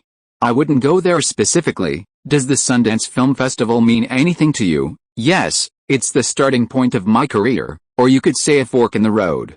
If Barrett had been a big hit at Sundance last year, my career and life might be very different." Link laughed. "Would it be better than it is now?" "No. Everything is as it is now, for the best," Link said. Ms. Star laughed. "Yes, before last year you could only afford a $10 motel, but this year you're on the Forbes rich list, a billionaire. This arrangement is truly the best." Link, going from an ordinary person to a billionaire superstar, your status and position have risen dramatically. "What's your biggest feeling?" "My mindset is much better. Before, when I saw other people's luxury cars on the street, I'd feel envious. Now, when I drive a luxury car, people call me a nouveau riche. Haha, anything else, many things. For example, before, I'd worry about the price of hamburger meals going up. Now I worry about how to control film production costs, prevent exceeding the budget, and try to choose locations with tax breaks when filming to save costs as much as possible. Also, in the past, I paid more attention to entertainment news, reading Playboy and Sports Weekly. Now I also regularly watch 60 Minutes to understand domestic and international affairs. Haha, hearing you say that, I should hope everyone becomes a billionaire, then my show will have a larger audience," Ms. Star joked, then continued, "Link, do these changes you mentioned make you feel disconnected from your past life? There are many cases of people becoming lost after suddenly becoming wealthy. Do you feel that way?" "No," Link replied frankly. "The lost feeling you're talking about is losing your goals, but I have too many goals. I have several film projects in development, my company has a lot to do every day, and I hope my films continue to be popular, achieve better box office results, and gain recognition from professionals. These are my goals and my motivation to keep moving forward. Besides, I have many friends I met before I became a director. They are all very talented and promising individuals. We get together regularly to talk about work and our ideals." "Loss?" "Absolutely not. When he first came to the United States, he occasionally felt lost, struggling with whether to return to China to pursue his career. After witnessing the glitz and glamour of Hollywood, only ambition and greed remained in his heart." "Link, your film has already won the annual box office champion, and you are still striving to do your best. Does this indicate that you have even greater ambitions for the film industry?" Ms. Star asked. Of course, my agent told me that Hollywood is an arena, and those without ambition cannot survive there. We must maintain our ambition and fighting spirit to avoid being eliminated. What are your ambitions? Winning the Oscar for Best Director or winning the annual box office champion again? Would that count as ambition? Link laughed. Yes, very ambitious. After a few minutes of interviewing, Link and Ms. Starr took a short break, and the crew resumed filming. In the second part of the interview, Ms. Starr began to ask more formal questions. She asked him whether, as a Chinese-American director, he encountered more difficulties and obstacles than others after entering the Hollywood circle. Link took this question seriously. He wouldn't say that having a Chinese face makes one vulnerable to discrimination and suppression. That's an internal scandal in the entertainment industry and not suitable for public discussion. He would only say that the Hollywood film industry is more diverse and can accommodate more differences and characteristics. As long as it's a good movie, the audience will accept it. For example, Paranormal Activity becoming the annual box office champion is the result of the audience's vote with their movie tickets, and it's also the best proof of Hollywood's inclusivity. Ms. Starr asked him how he viewed the criticisms he received after the huge success of Paranormal Activity, with many critics calling him the next Ed Wood and some media outlets saying he was a filmmaker who only pursued box office success rather than cinematic art. Chapter 141 Visiting the Set. Link disagreed with this view. He loved movies, especially classic films, and his future goal was to make many classic films. The reason he wasn't currently focused on artistic merit was because he lacked the time and funds to make such films. With sufficient funds, his aspirations for filmmaking would increase, and he would strive to make classic films, gaining both audience support and praise from his peers. Link, you mentioned making low-budget films because of insufficient funds. Does this mean that with enough money, you can make better films? Ms. Starr asked, holding her interview notebook. Yes, I have full confidence, Link. Based on your previous interviews, you mentioned that your filmmaking techniques are mainly self-taught, without systematic training. Why are you so confident? Because I'm a genius. Okay, just kidding. After 2 films, I have a more comprehensive understanding of directing and have accumulated some experience. I know how to do a good job as a director and how to make films that audiences like to watch. Compared to when I was making Barad, I could almost be my teacher back then, Link said confidently. Ms. Starr smiled slightly. You just mentioned gaining experience from 2 films, but some media outlets are saying that the Blair Witch Project is also your film. What do you think of that? That's a misconception. I was the planner and investor for this documentary, not the director. The director is Ed Myrick, who did a great job on the Blair Witch Project, Link replied with a smile. Seeing his reluctance to admit it, Ms. Starr began to inquire about his views on the future of the film industry and his opinion on the current trend of Link-style films in Hollywood. Link believed that with the end of the Cold War, the global film market would enter a period of rapid development. The United States, as the most developed country in the world, possesses the largest film production base and the largest box office market, and the future of the American and global film industry would only get better. This was evident from the recent growth in North American box office revenue. However, he was not optimistic about the rumored Link-style film model, believing that excessive imitation would lead to severe homogenization of film works, intensified competition, and ultimately, negative consequences.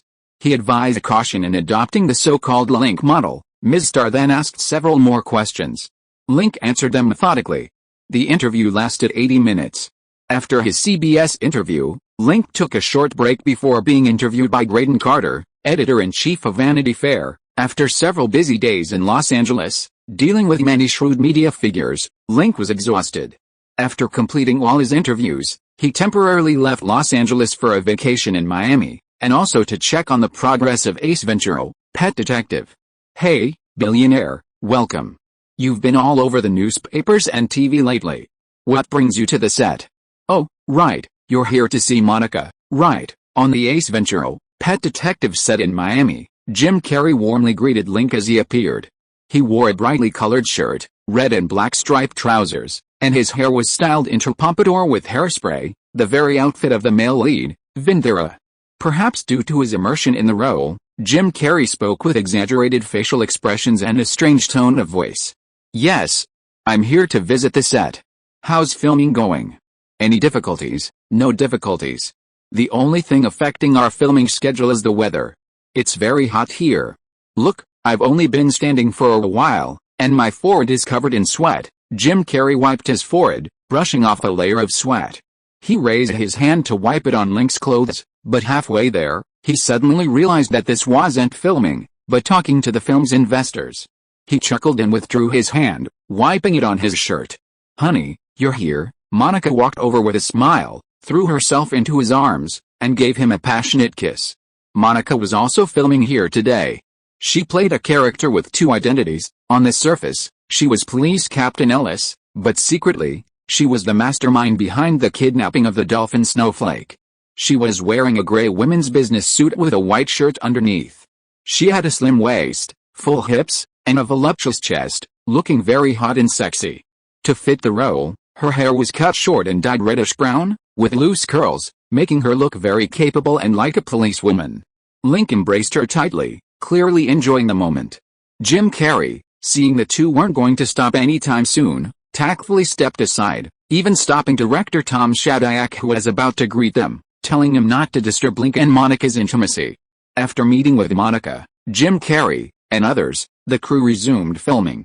Scene 34, Shot 1, Action. The script supervisor struck the clapperboard in front of the camera, recording the shot number. The cameraman began working under director Tom Shadyac's instructions. "Who let this veterinarian in?" Monica looked at Jim Carrey's character, Vandera, with displeasure, asking her subordinates. "Lieutenant Ellis, he came with Miss Robinson." The current plot involves the protagonist, Vandera, investigating the disappearance of their mascot dolphin when Miami Dolphins team leader Proger is murdered. Vandera, the pet detective, also arrives at the scene to investigate, incurring the displeasure of Officer Ellis. Miss Robinson in the film is played by the female lead, Matisse Robinson.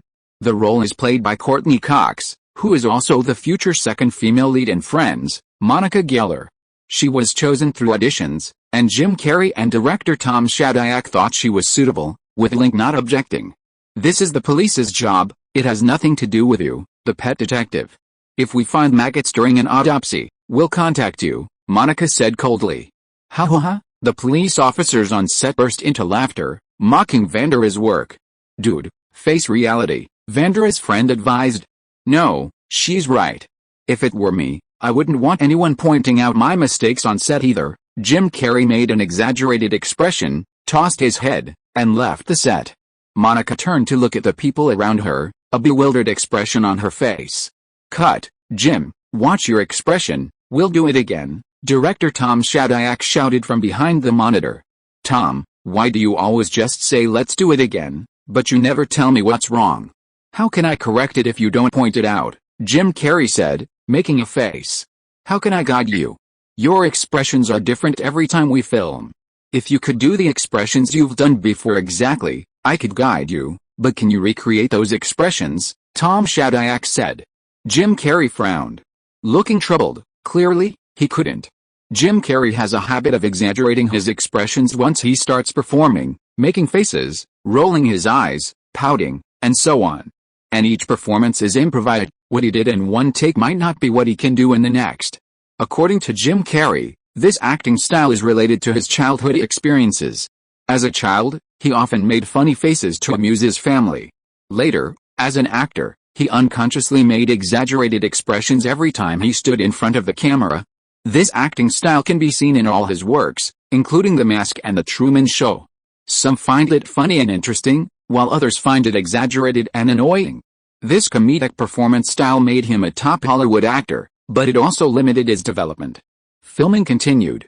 In the second take, Jim Carrey's performance was indeed different from the first, but equally hilarious, with occasional laughter heard during filming.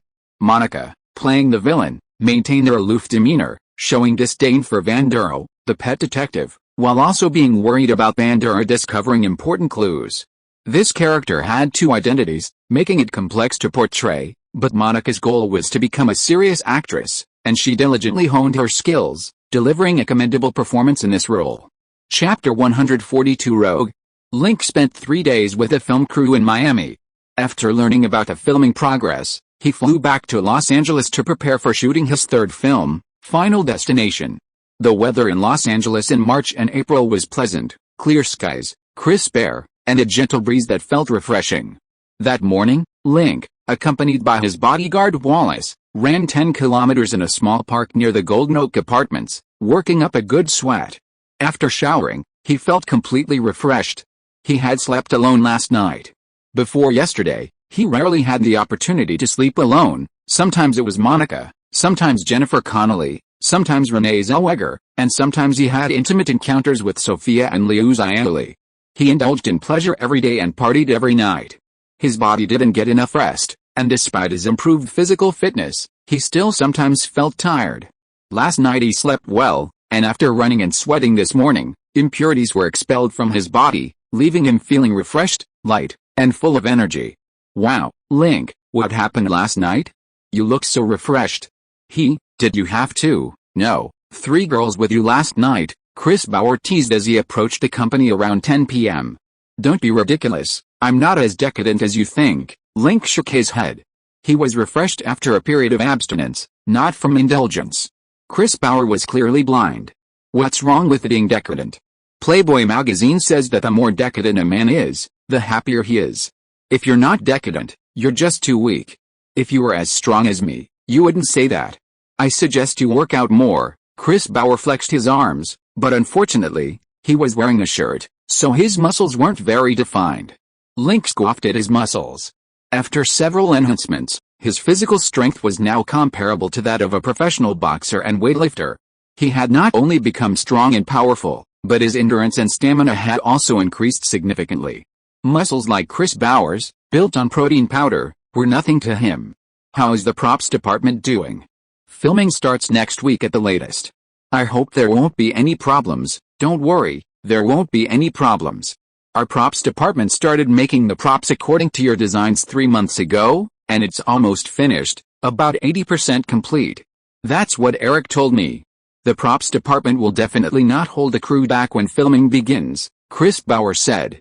That's good. Eric was the head of the props department and a senior prop designer. He was responsible for all the props and mechanisms used in Final Destination. Chris Bauer was an apprentice in the props department.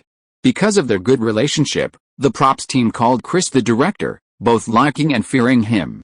They liked him because when the props department lacked funds, they could ask him for help, and the production department would approve more funding. They feared him because he might badmouth Link. Good morning, Link. You look great. Taking a vacation was definitely the right thing to do. Daniel DeVito walked over, his large belly protruding. He was wearing a gray suit and a dark green tie, the bottom of which was slightly upturned due to his large belly. He was still wearing black-rimmed glasses, and his extensive Mediterranean sea shimmered slightly under the light. His cheeks were rounder than last year, making his features appear larger. Good morning, Daniel. You should lose some weight. If you keep getting this fat, I'm worried you'll need someone to help you walk in the future, Link said, pointing to his belly. Ha ha ha, Daniel laughed heartily, patting his belly. Yes, I felt it too. I'm the kind of person who gains weight even from eating vegetables. But you're right, once I'm done with this busy period, I'll sign up for a weight loss program and try to lose that belly fat. How's the audition going? I need the cast list by Friday, no problem. The supporting roles have been cast, only the 6 main actors are still undecided.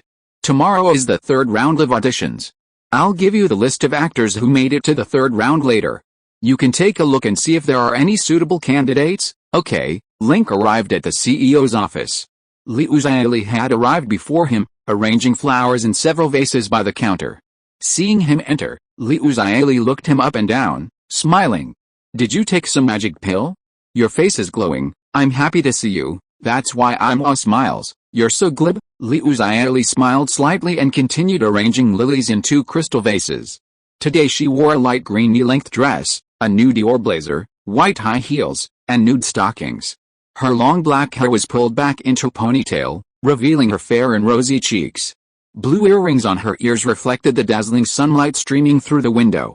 Her attire was more fashionable and glamorous than before, exuding the air of a European and American professional woman, which, combined with her inherent gentle and refined temperament, made her even more captivating. I remember when we first met last year, she was raising her 4 or 5-year-old daughter alone, without a job, a place to live, or a car. She only had a few clothes, and wore the same necklace for a long time. Although she appeared strong and composed on the outside, Those who knew her could sense her anxiety and unease.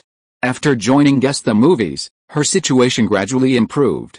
Last year, her salary, bonuses, and subsidies totaled $200,000, reaching the income level of the American middle class.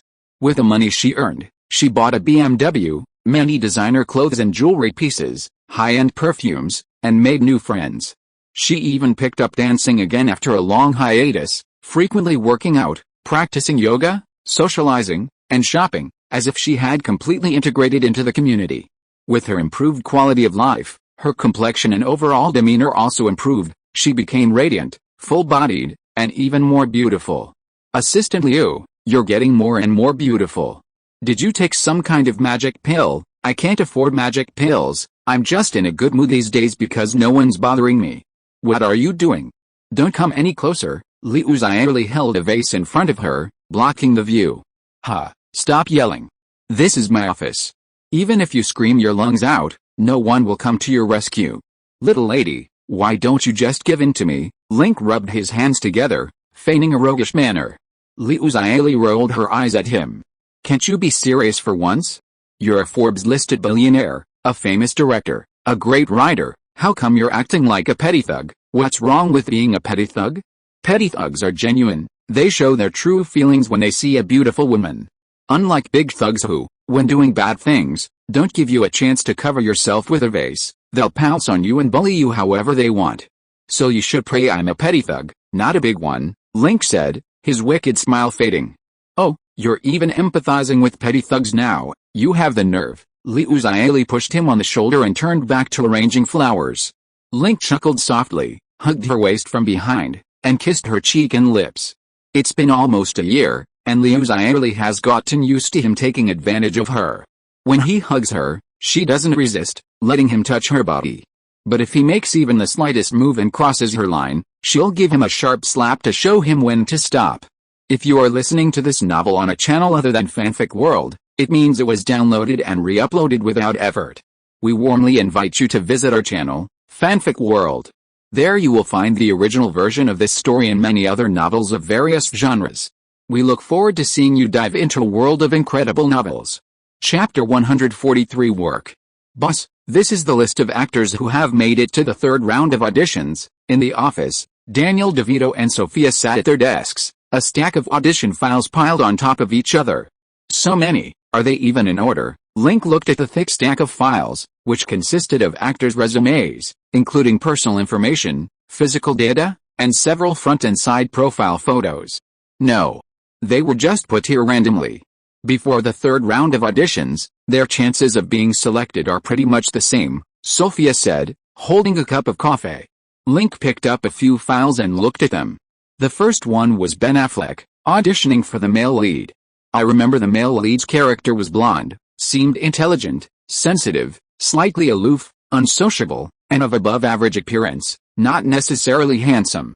Ben Affleck looks a bit dull, and his acting is just average. How did he make it to the third round? How about letting him play the second male lead? The second male lead is a rich second generation, handsome, rebellious, arrogant, and looks really annoying. Doesn't that sound a lot like Ben? Sophie laughed. We can give it a try. But Ben is too tall, 192 centimeters. It won't be easy for him to act alongside the other main actors. You guys need to be mindful of that during the audition, understood? Daniel DeVito nodded. Link continued flipping through the files, finding many familiar faces among them. Besides Ben, the male actors included Matt Damon, Edward Norton, Ryan Phillip, Joaquin Phoenix, Mark Wahlberg, Cole House, Leonardo DiCaprio, Paul Walker, Ethan Hawke, and others, all around 20 years old. Link was somewhat surprised that an audition could attract so many future big stars. Due to the film's low budget of $12 million, the production team hadn't offered the main actors high salaries, all below $100,000. Furthermore, the media called him Ed Wood 2.0, and his films were considered bad movies. He hadn't expected the new film audition to attract any big-name actors, but the files included many second- and third-tier stars. This suggested his reputation in the industry wasn't as bad as he had imagined. Isn't this Joaquin Phoenix, River Phoenix's brother? Link pulled out Joaquin Phoenix's file. He was 19 years old, had acted in 7 or 8 films, mostly in supporting roles, and the films weren't particularly successful. This future Oscar-winning actor was still a relatively unknown actor. Joaquin had also auditioned for a lead role. He's River's brother. We think he'd be suitable for the third male lead, Todd. In the film, Todd gets off the plane, but his brother stays on and dies in an accident. Maybe we can invite River to make a cameo appearance, Sophia said. Link stroked his chin. River Phoenix was a rising star in Hollywood, having starred in numerous films, including Stand By Me, Mosquito Beach, My Own Private Idaho, and A Basket of Spring. He received Oscar and Golden Globe nominations for Best Supporting Actor in 1989 for Nothing to Do. In 1991, he won the Best Actor award at the 48th Venice International Film Festival for My Own Private Idaho, co-starring with Keanu Reeves. River is handsome and a good actor, often called a Hollywood golden boy. It would be great to have him make a cameo appearance. I can give it a try. Link continued looking at the actresses' profiles. Many familiar faces were among them: Liv Tyler, Sarah Michelle Gellar, Drew Barrymore, Cameron Diaz, Gwyneth Paltrow, Jennifer Aniston, Naomi Watts, Mayhem Amick, Catherine Zeta-Jones, Angelina Jolie, and others, all beauties in their early 20s.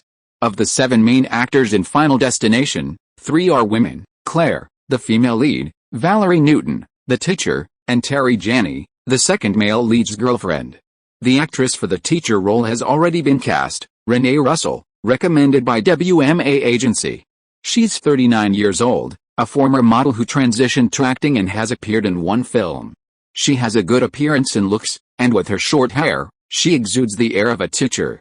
After reviewing several candidates submitted by WMA, Link chose her. The remaining 2 actresses still needed to be selected from this pool. This is Drew Barrymore. She auditioned for the third female lead, Terry.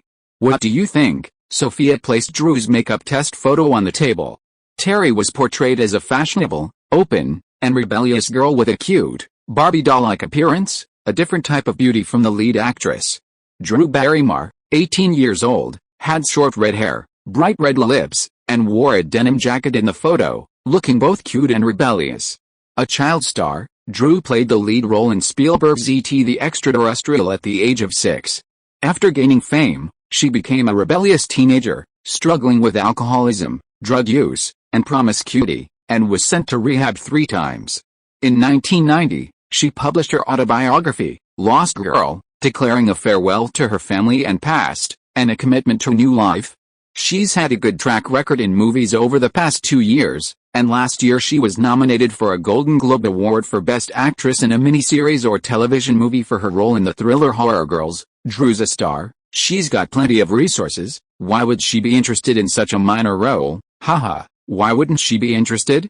You're a great director, every movie you make is a global hit. Everyone wants a role in your film, especially since this is your first movie with a budget exceeding $10 million. Many people want to know what kind of movie you'll make with the increased budget, and how much it will gross.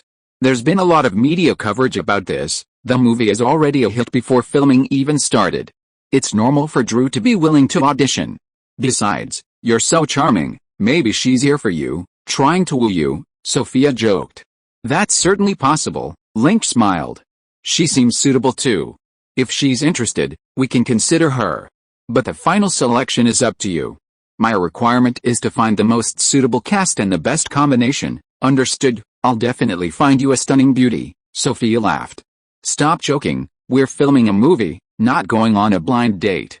Being pretty isn't enough, you have to fit the character, Link laughed. Through the actors' profiles, he knew who had good acting skills, who was photogenic, and who had great potential. But just looking at the profiles, he couldn't judge whether the actors would have chemistry, whether their height and build were suitable, or whether their personalities and temperaments, combined, would create a synergy greater than 100. Without certainty, he wouldn't just choose a pretty actress based on personal preference. This movie had a budget of $12 million, more expensive than launching a rocket or building a bridge, and equally meticulous. A problem in any could result in millions of dollars in box office losses for the company after the film's release. It couldn't be taken lightly.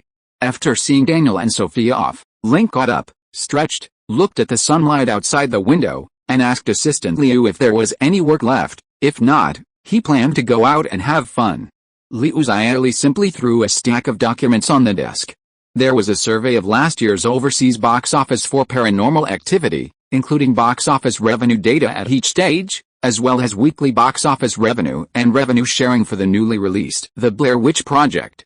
There were also expenses during the preparation of the new film Final Destination, the preparation status and budget of the Joy Luck Club, and the filming schedule for Quentin Tarantino's Pulp Fiction. "Why is there so much work?" Link asked, exasperated. "The company has many projects this year, so of course there's a lot of work. This is what we collected during your trip to Miami a few days ago. Hurry up and look at it, Mr. President. Everyone is waiting for your approval." Liu Xiaoli pursed her lips, a hint of schadenfreude in her smile. "Let's do it together. What am I doing here while you're looking at the documents? Help me flip through the files." Link ignored her objections, pulled her to sit in a chair, and they looked at the documents together, discussed work, and when they got tired, they would play around for a while before continuing, significantly improving their work efficiency. Chapter 144 Playing with Ball. Bang! A white golf ball traced an incredible arc from the blue sky, flying for 4 or 5 seconds before landing on the lush green grass. "Wow, great shot, not bad, Link, 240 yards in one shot. You're almost at a pro level." At the Pelican Hill Golf Course in Los Angeles, Jerome Preston clapped his hands, watching the golf ball still rolling in the distance. "Isn't golf about strokes? Why are you calculating distance?" "Same thing. To hit a golf ball far, you need not only power but also the angle of your shot. You hit it at a pro level, which means your arm strength and angle are both at a professional level. Link, if you weren't a director, you could consider playing in the Pro Golf League. Golf can be very lucrative." Jerome laughed. "Jerome, are you kidding? Link made it onto the Forbes 400 in a year as a director. Golfers can't do that." Aaron Kutch, deputy editor-in-chief of The Hollywood Reporter, laughed. "Link could consider golf as a second career." Graydon Carter, editor-in-chief of Vanity Fair, chimed in. "A second career?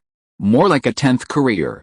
Don't forget, besides being a director, this guy is also a writer, screenwriter, actor, photographer, and so on.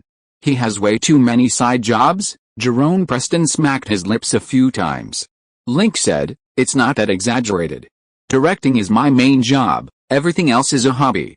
Like golf, it's nice to practice occasionally, but if you make it your profession and practice every day, you'll lose interest in no time." Aaron Kutch added, "Link's right.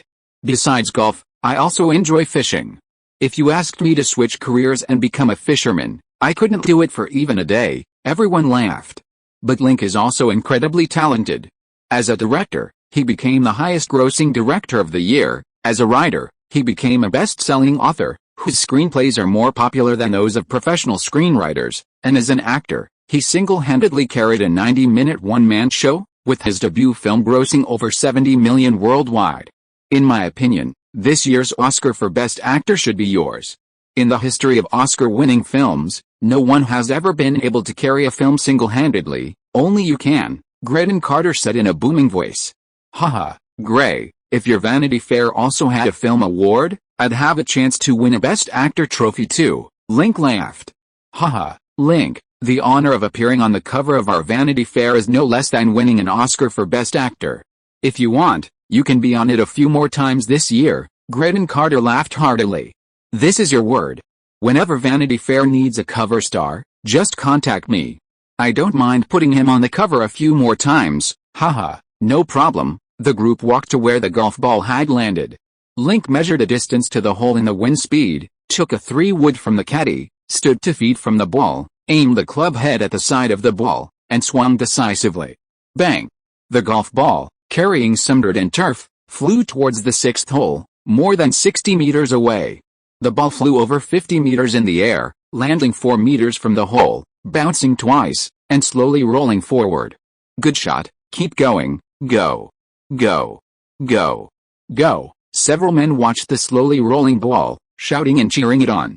The ball rolled 5 or 6 feet, then with a thud, fell into the hole. "Yes! Goal!" Jerome, Aaron, and Graydon roared with excitement, patting Link on the shoulder with even greater joy than if they'd made $1 million in the stock market. Link clenched his fist in excitement as well. Although the shot had been measured beforehand, the distance was over 60 meters, and visual measurement inevitably introduces errors. A one-shot success was hundreds of times less likely than a shot from midfield in football. This was incredible. Link, you should play golf. With your skill level, making it to the pros is no problem at all, Jerome said excitedly. No thanks, that was luck.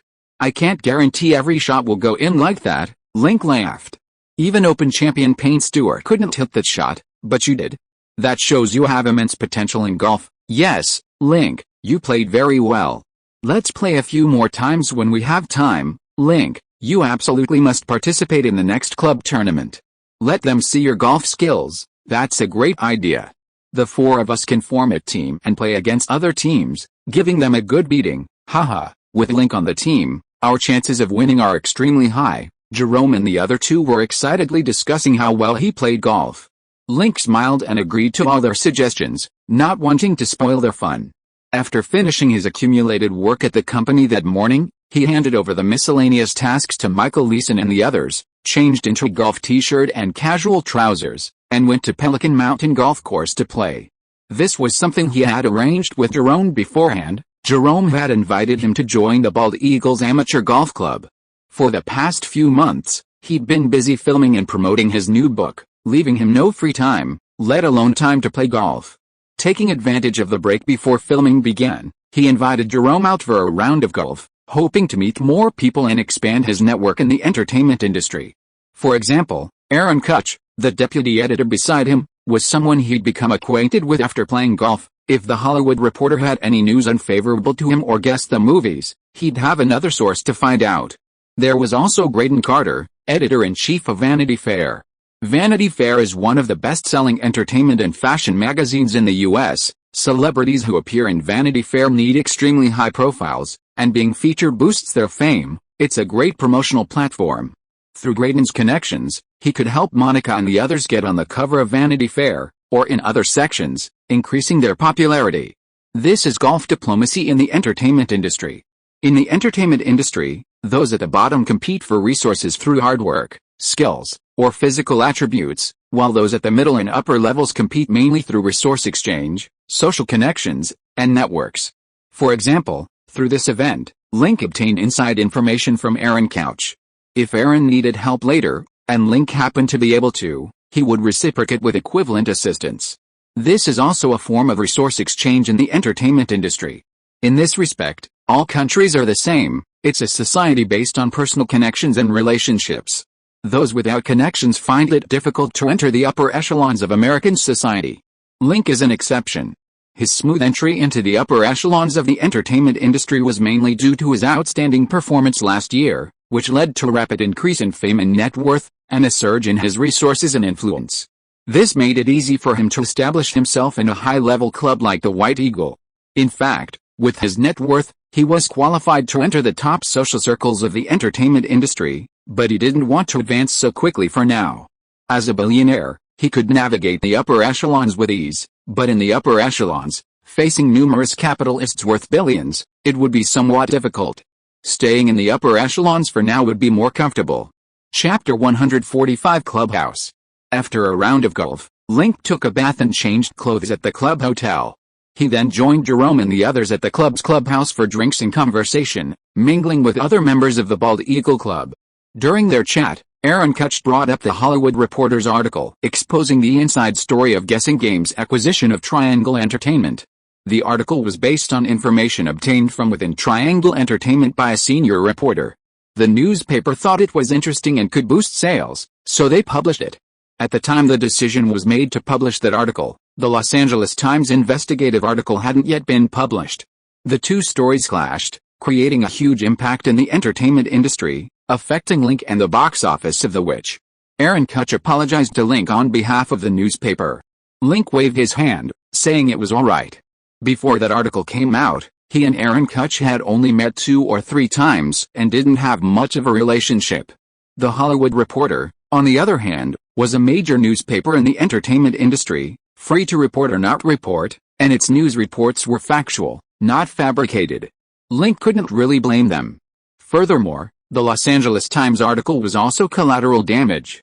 For the past 6 months, Guessing Pictures and the Los Angeles Times had worked closely together, always contacting the newspaper for promotional campaigns for new films, with their business dealings exceeding $1 million. A thriving Guessing Pictures was also beneficial to the Los Angeles Times. According to their tacit understanding, if they knew that the Blair Witch Project was a Guessing Pictures film, they would inform Guessing Pictures before reporting it, or hold back the article. But the Blair Witch Project was ostensibly a Triangle Entertainment film, not a Guessing Pictures film, which was why the Los Angeles Times published that investigative article.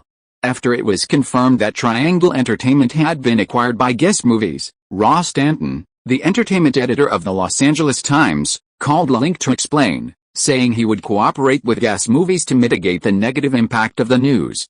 He also reiterated the cooperative relationship between Guess Movies and the newspaper's entertainment editorial department, hoping this misunderstanding wouldn't affect their collaboration.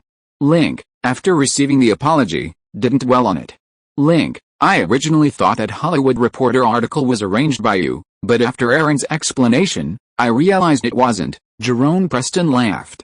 Why would I publish such news? Just to amuse myself, haha. Everyone knows Richard Gere, Robert Downey Jr., and a few others don't get along with you, yet they openly support the Blair Witch Project.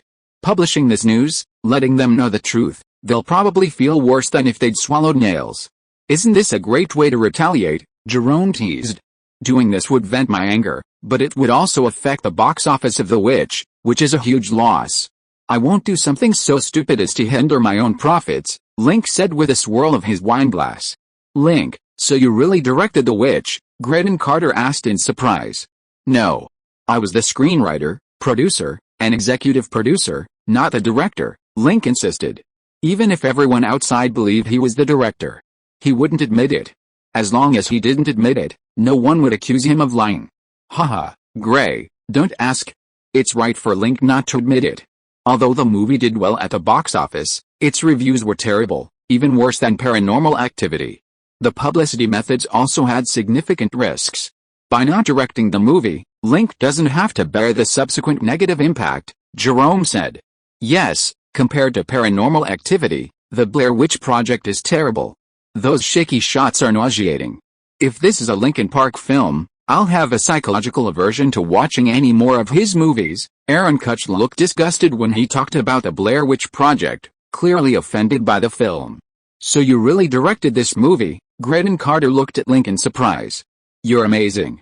Your first movie had a production cost of $20,000, the second $20,000, and the third $50,000? Every movie had such a low budget, yet the box office was incredibly high. You've taken low-budget films to the extreme, Link. You can't find another filmmaker like you in Hollywood. It's not that exaggerated. I just focus more on publicity when releasing movies to increase their exposure. This also leads to extremely high publicity costs for each of my movies, millions or even tens of millions, higher than the production costs of many movies. It's like I'm using the money others use to make movies on movie publicity, which also leads to my movies not having high reviews. Ed Wood II, you should have heard the nickname people give me, Link laughed. What's this? Whether it's film art or any other art form, in the end it's all about capital. So in the entertainment industry, no honor is more important than making money. I think those who have won Oscars for directing, if they had the chance to make films like Paranormal Activity or The Witch, would not hesitate to abandon their artistic integrity and make a low-budget film to make money. Unfortunately, they can't, Aaron Kutch said. I think so too, Jerome laughed. As the four chatted, people would come over to greet them from time to time. Since Link had just been listed on the Forbes 400 list and was a well-known director in the industry, more people came to greet him. There were colleagues from film companies, people from the media industry, bank executives, corporate executives, and several older actors and singers, mostly middle and senior managers from various industries. Through Graydon Carter's introduction, Link also met Jay Maloney, a vice president-level partner at CAA Talent Agency. Jay Maloney was a tall, thin, middle-aged man in his 40s, dressed in an expensive suit and possessing an outstanding presence. He was ninth in the management team at CAA Agency, responsible for managing CAA's artists. Upon meeting him, Jay Maloney requested a private conversation. Link, holding a wineglass, went with Jay Maloney to a terrace adjacent to the sea for their chat. It was afternoon, the setting sun adorned with colorful clouds, the vast sea merging seamlessly with the sky in the distance, several seabirds foraging on the beach nearby, and the relentless crashing of the tide against the cliffs echoing from kilometers away with a majestic sound. Director Link, J. Maloney said, after the huge success of Buried last year, I sent someone to contact you, hoping to secure your agency contract. Unfortunately, the person the company sent was incompetent. Allowing WMA to sign you first, Link smiled. After the release of Buried early last year, the three major talent agencies, CAA, WMA, and ICM, all sent representatives to sign him. However, after hearing his requirements, CAA and ICM withdrew. Only Sam Haskell, after persuading WMA executives, continued to contact him. It wasn't that he didn't want CAA, but rather that CAA didn't want him. I heard CAA's internal management is very strict. I'm used to being easygoing, and I'm afraid I'm not suited to CAA's style. After becoming the leading talent agency, CAA began to act domineeringly, not only managing artists but also interfering in film production and distribution. They implemented a bundled sales policy when collaborating with film companies. Because CAA had a large number of famous directors, top stars, and award-winning screenwriters, it essentially monopolized celebrity resources in the entertainment industry. They would proactively select good film projects for their clients. Once selected, they would predetermine the director, lead actors, supporting actors, etc., and then sell the film along with the script to the production company. If the production company accepted, they would cooperate. If not, they would find another film company. This collaborative approach severely eroded the rights of production companies and made them increasingly disgusted with CAA's practices. If Link had signed with CAA in the first place, when he was making a film, CAA management could have decided on the lead actors in advance without him having to publicly audition, and could have replaced him if necessary. Under CAA's management system, individual freedom was limited. That's why Link said he wasn't suited to CAA's style. Chapter 146 Judy. Link, you're mistaken. CAA's rules only apply to ordinary clients. For a major client like you, we'll accept you as a senior partner, similar to my position. All company regulations will be geared towards you. At that time, you won't feel strict. Instead, you'll have unlimited freedom. In CAA, you can do whatever you want, J. Maloney said with a smile, arms outstretched. Sounds good, but I don't plan to switch jobs for now. Mr. Maloney probably didn't call me here to talk about this, Link asked. There are other things, J. Maloney nodded.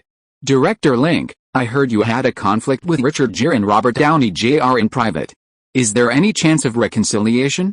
We all know you're an excellent young director, and Richard Gere and Robert Downey Jr. are also excellent actors. We work in the film industry, we're colleagues, and will inevitably collaborate in the future. It's always better to have more friends than more rivals, I agree with that. Since entering Hollywood, I've tried to make more friends rather than making enemies everywhere.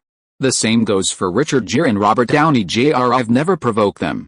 The conflict with Robert Downey Jr. started because he attacked me, and Richard Gere offended my girlfriend at a party. If they're willing to apologize to me and not offend me again, I have no interest in treating a few minor actors as rivals, Link said calmly. J. Maloney nodded and smiled. It's definitely their responsibility to have a conflict with you. I'll have a good talk with them and get them to apologize. We're all in the entertainment industry, and I hope there will be opportunities to work together in the future, of course. Link shook hands with J. Maloney. On his way back to the club bar, he ran into his neighbor Jodie Foster and her two female companions, her live-in girlfriend Sydney and Hollywood actress Diane Lane. The three of them, dressed in light-colored golf shirts and trousers, walked past, chatting and laughing. Hi, Jodie, you play golf here too? Link stopped to greet this neighbor he rarely saw. What? Can't women play golf? Jodie Foster retorted. Sure. How's your skill? Very good, definitely not worse than yours. Jodie Foster raised her chin, confident and stubborn. Really? Let's play a game sometime. Link smiled, shook hands with Jodie Foster, then with her two companions, before saying goodbye and going into the small bar. Judy, are you and Link very close? Diane Lane asked, watching Link's retreating figure. We've met twice, no, to be precise, once. A couple of years ago, I bought an apartment on Wilshire Avenue and occasionally stayed there. Link lived there too. We met once in the elevator, and also at the Oscars. We were both presenters and bumped into each other backstage, but we didn't speak, only once. But you were very rude to Link, And he was very casual with you. I thought you two had a close relationship. Diane Lane laughed. Don't joke around. I don't like men, let alone that annoying guy Link. Annoying? Link is handsome, talented, and seems like a gentleman. How could you be annoying? After entering the small bar, Diane Lane glanced at the booth where Link was. He was chatting with a few people, speaking elegantly and possessing an outstanding demeanor. He didn't seem annoying at all. You know I have a bad sense of direction. I haven't been to the house in Golden Oak for a long time, and I've almost forgotten where it is. That time, I came out of the elevator and walked straight towards it. He knew I was going the wrong way but didn't remind me. He even teased me in a really mean way. Isn't that annoying? That's all. And my new movie was released at the same time as The Witch. You've seen The Witch too. It was very mediocre. It's the kind of movie I wouldn't watch even if it were given to me for free. But the box office of this movie was much higher than Just Like an Old Friend. It seriously disrupted the movie market. Isn't that annoying? Jodie Foster snorted unhappily. Okay, a little, but this guy is amazing, isn't he? He writes and directs every movie he makes, with only tens of thousands of dollars in budget, and the box office returns are thousands or even tens of thousands of times higher. The top two highest box office returns are for his movies. Besides, he started from scratch and made it onto the Forbes Rich list at 21. Now many media outlets consider him an inspirational icon. Oh, and there's his Interstellar. You recommended that book to me, and you praised it as fantastic. Why did you treat him that way after meeting him in person? Nothing, I guess we're just naturally incompatible. Jodie Foster shrugged. Diane Lane smiled and went to the next booth with Jodie Foster and Sydney for drinks. When Link returned to the booth, a new member had joined them, Michelle Pfeiffer, the actress he'd met in the coffee shop before, one of the most famous actresses in the entertainment industry today. Michelle Pfeiffer, 35, is best known for films like Scarface and Dangerous Liaisons. She played Catwoman in last year's Batman Returns. With blonde hair, blue eyes, long legs, and a height of over 170 centimeters, she is considered one of the most beautiful actresses in the industry. Link had met her once before, when she was with Dustin Hoffman and didn't pay much attention to him. Link hadn't shown any interest in pursuing her. Today, at the club bar, Michelle Pfeiffer was much more enthusiastic, sitting next to him and congratulating him on the success of his film and book, showering him with compliments. Link politely thanked her and chatted with her briefly. After the beautiful woman joined them, the men at the table became more active, engaging in lively conversation and rambling, trying to impress her. Link wasn't interested in the latter part of the conversation, so he left after a short while. A few steps later, Michelle Pfeiffer got up and caught up with him, saying she wanted to talk to him about something. Bullshit.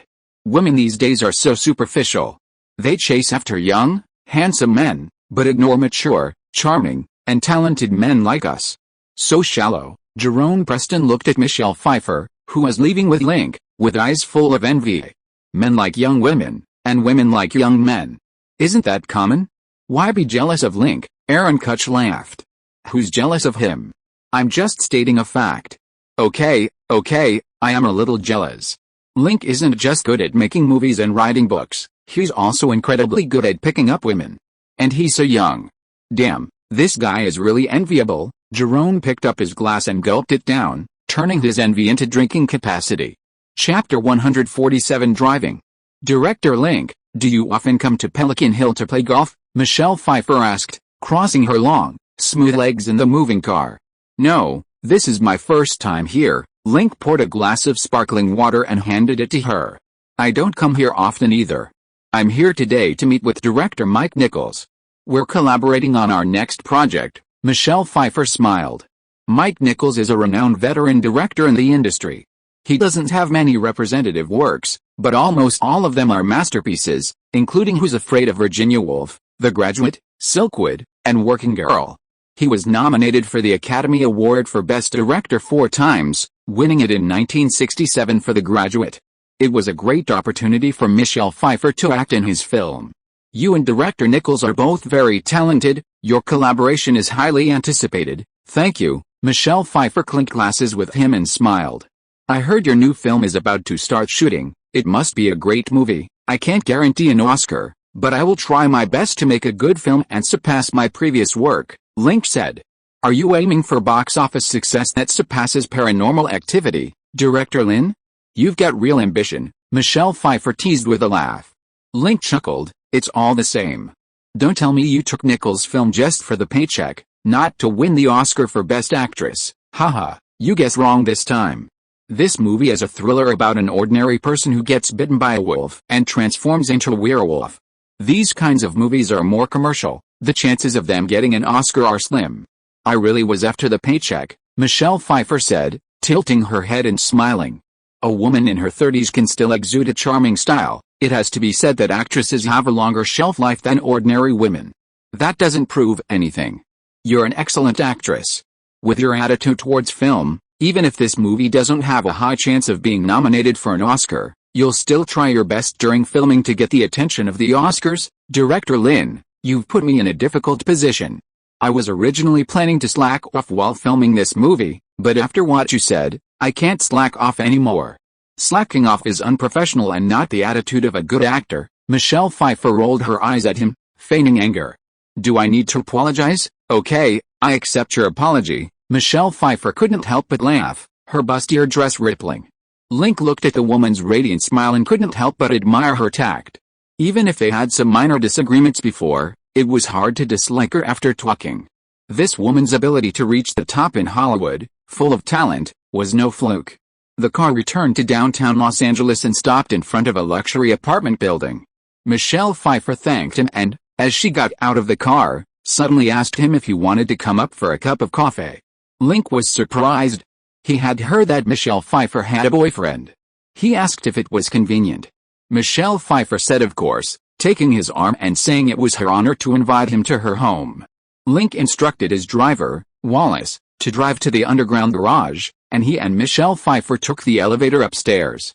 To prevent any accidents, he pressed the recorder button in his pocket. Yes. Yes. Yes. Yes. X500 oh yeah. Oh yeah. Oh yeah. Oh yeah. X1000.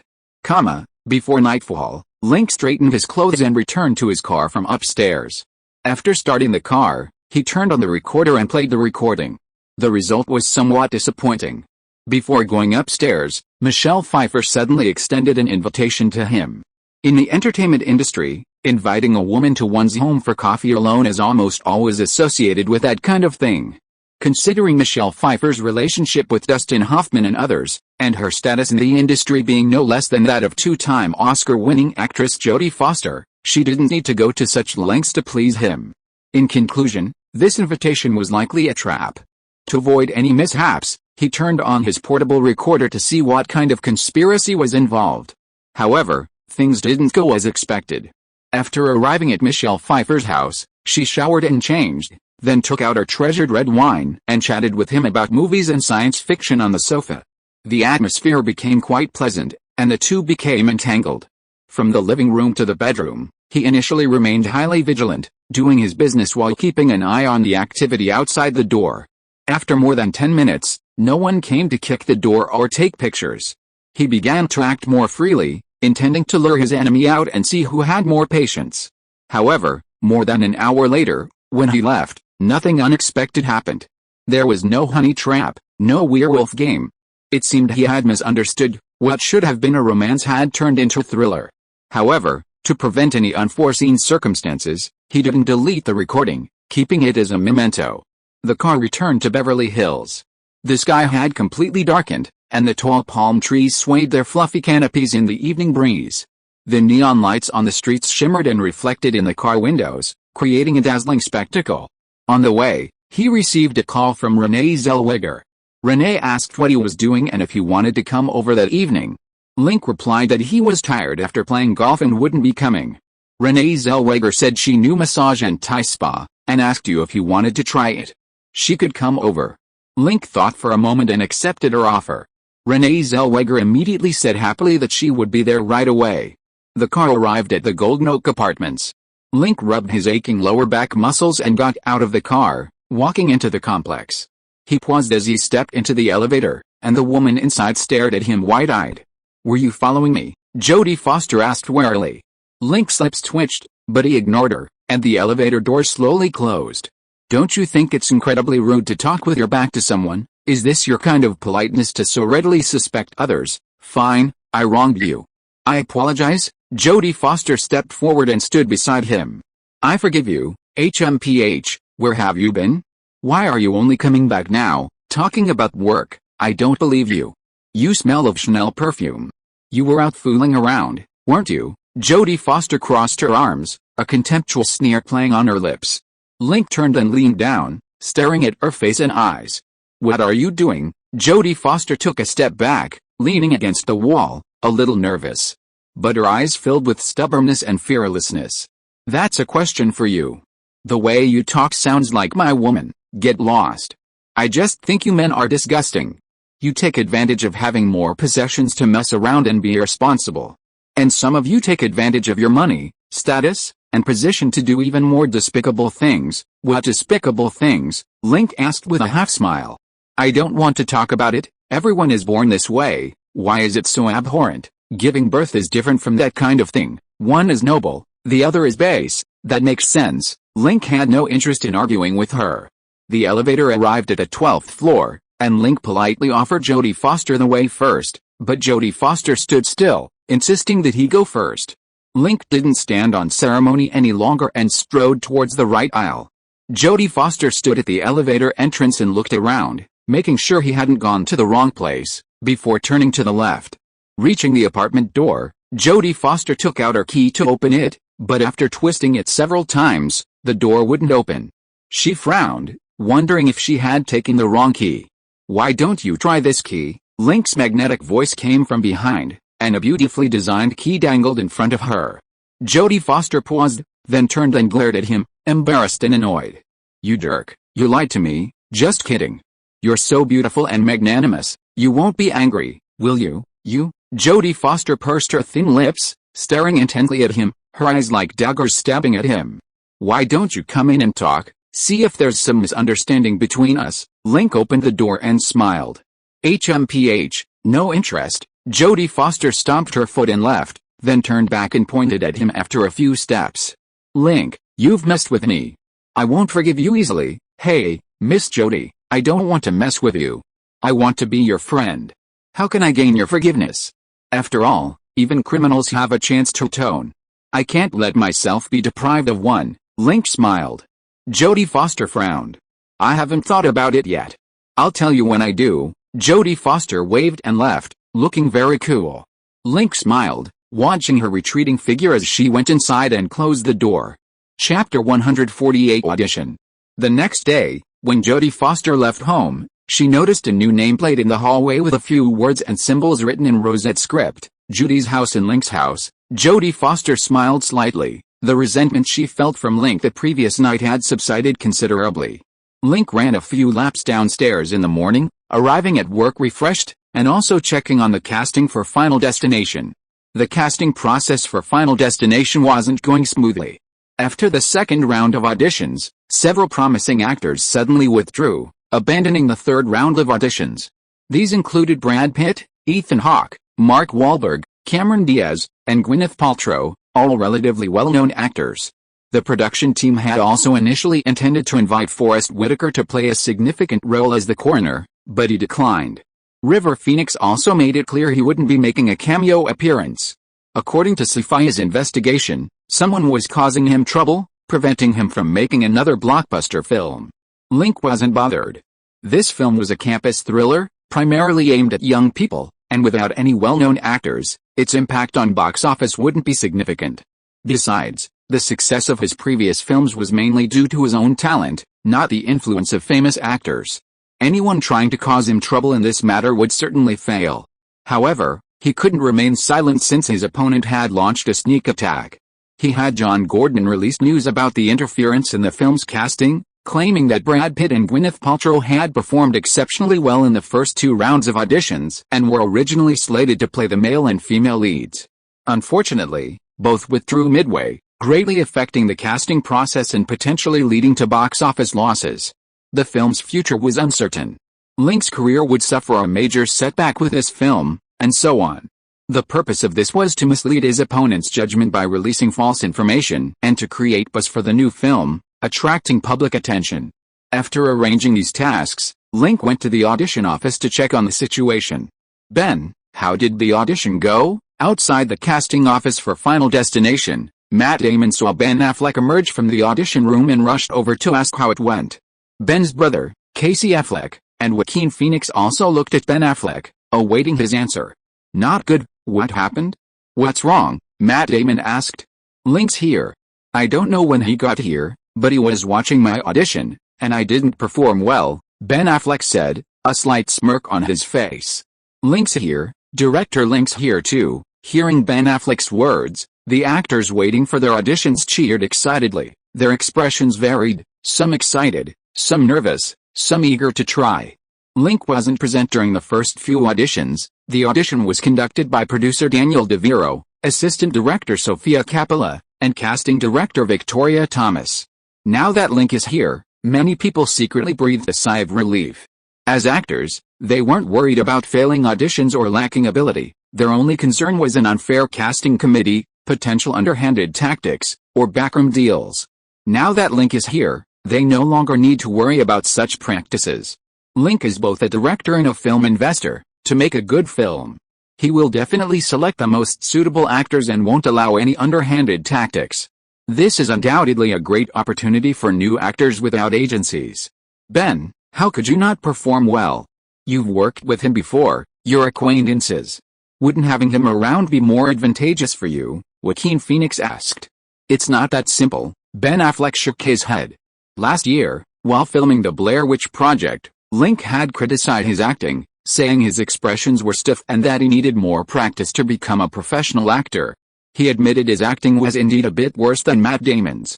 But he was handsome and young. With more practice, he might have a chance to win an Oscar for Best Actor. So after being criticized by Link, he didn't focus much on practicing his acting, spending more time studying how to be a director. This led to him being unprepared before the audition, becoming even more nervous when he saw Link, and performing very poorly in both his solo and dialogue performances.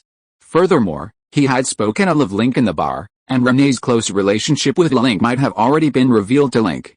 What would Link think of him? Would he see him as an ingrate? During the audition, he kept thinking about this, feeling embarrassed and nervous, which made his performance even worse. Ben, don't worry, if you're suitable for the lead role, it will be yours. Link won't refuse to work with you over something so trivial. He's a big shot, not that petty, Matt Damon reassured him. Ben Affleck curled his lip. Only big shots are petty, unable to bear hearing others speak ill of them. Is Mr. Edward Norton here? Please come with me, a staff member called from the doorway. I'm here. Edward Norton quickly put down his script, wiped his face and short hair with a towel, and followed a staff member into the audition office. Edward even brought a towel. He's very well prepared, Casey Affleck said. Opportunity favors the prepared mind, Joaquin Phoenix joked. After Edward Norton left, the male actors in the dressing room began to pace around, waiting for their next call. Good morning, ladies and gentlemen. Upon entering the office, Edward Norton greeted them politely, his movements and tone revealing his restraint and somewhat shyness. Mr. Norton, please sit down. Now, please perform the following scene according to my instructions. Please be prepared, we will begin in 10 seconds, casting director Victoria Thomas said. Okay, Edward Norton pulled out a chair and sat down, stealing a glance at Link. Link sat in the corner, flipping through Edward Norton's file. Edward Norton was 24 years old, a graduate of Yale University with a degree in history, and currently a complete newcomer with no acting experience. He had taken drama classes during his university years, giving him some basic acting skills. He was good-looking, quite handsome, and his personality was similar to the male leads, introverted. This was his advantage. The downside is that he's a bit too old, lacking the youthful energy and charm of a high school student. Ben Affleck had the same problem. Whether or not he'll be used depends on his performance during the audition. Mr. Norton, begin your performance now. You're sleeping on a plane, Ms. Thomas said. Edward Norton closed his eyes and leaned back in his chair. You dream of a plane exploding, everyone dying on board, and you wake up from the nightmare, Ms. Thomas continued, giving instructions. Edward Norton, with his eyes closed, frowned, tilted his head left and right, then suddenly opened his eyes, his face showing a look of fear and unease.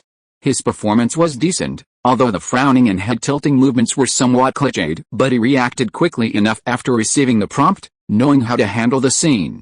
This showed he was intelligent, quick-witted, and had a certain talent for acting. Look at the picture in your hand, and suddenly understand. You understand the order in which death kills, and you have the confidence to defeat death, Ms. Thomas continued, changing the scene. Edward Norton paused, looked down at his palm, frowned first, then widened his eyes, clenched his fist, and shouted yes, with a slight smile. Mr. Norton, the scene is over. Now, please try to demonstrate the following lines. A staff member handed him a card with a few lines of dialogue. Edward Norton looked at it for more than 10 seconds, then said to Miss Thomas, I'm ready, Alex, tell me what happened. Miss Thomas began to recite the lines. I saw it, I can't explain it clearly, I just saw it. I saw the plane on the runway, I saw the plane take off, I looked out the window and saw the concrete floor, the cabin suddenly started shaking, the left wing started to catch fire, and then the whole plane suddenly exploded. It was so real, just like the real thing. Can you understand? Edward Norton spoke the lines with obvious pain and a heavy tone. His performance was quite good. Ms. Thomas went over 2 more lines with him, then announced the end of Edward Norton's audition. Edward Norton got up, said goodbye, and left. Link, how's Edward Norton? Sophia asked, turning around. Not bad, a good prospect for an actor, Link nodded. Chapter 149 The Big Bird. Although Edward Norton never won an Academy Award, he received several nominations and delivered memorable performances in films such as Fight Club, Kingdom of Heaven, and Birdman. However, the people auditioning today were all quite impressive. Casey Affleck, Joaquin Phoenix, Matt Damon, Ben Affleck, Paul Walker, Ryan Phillip, and others.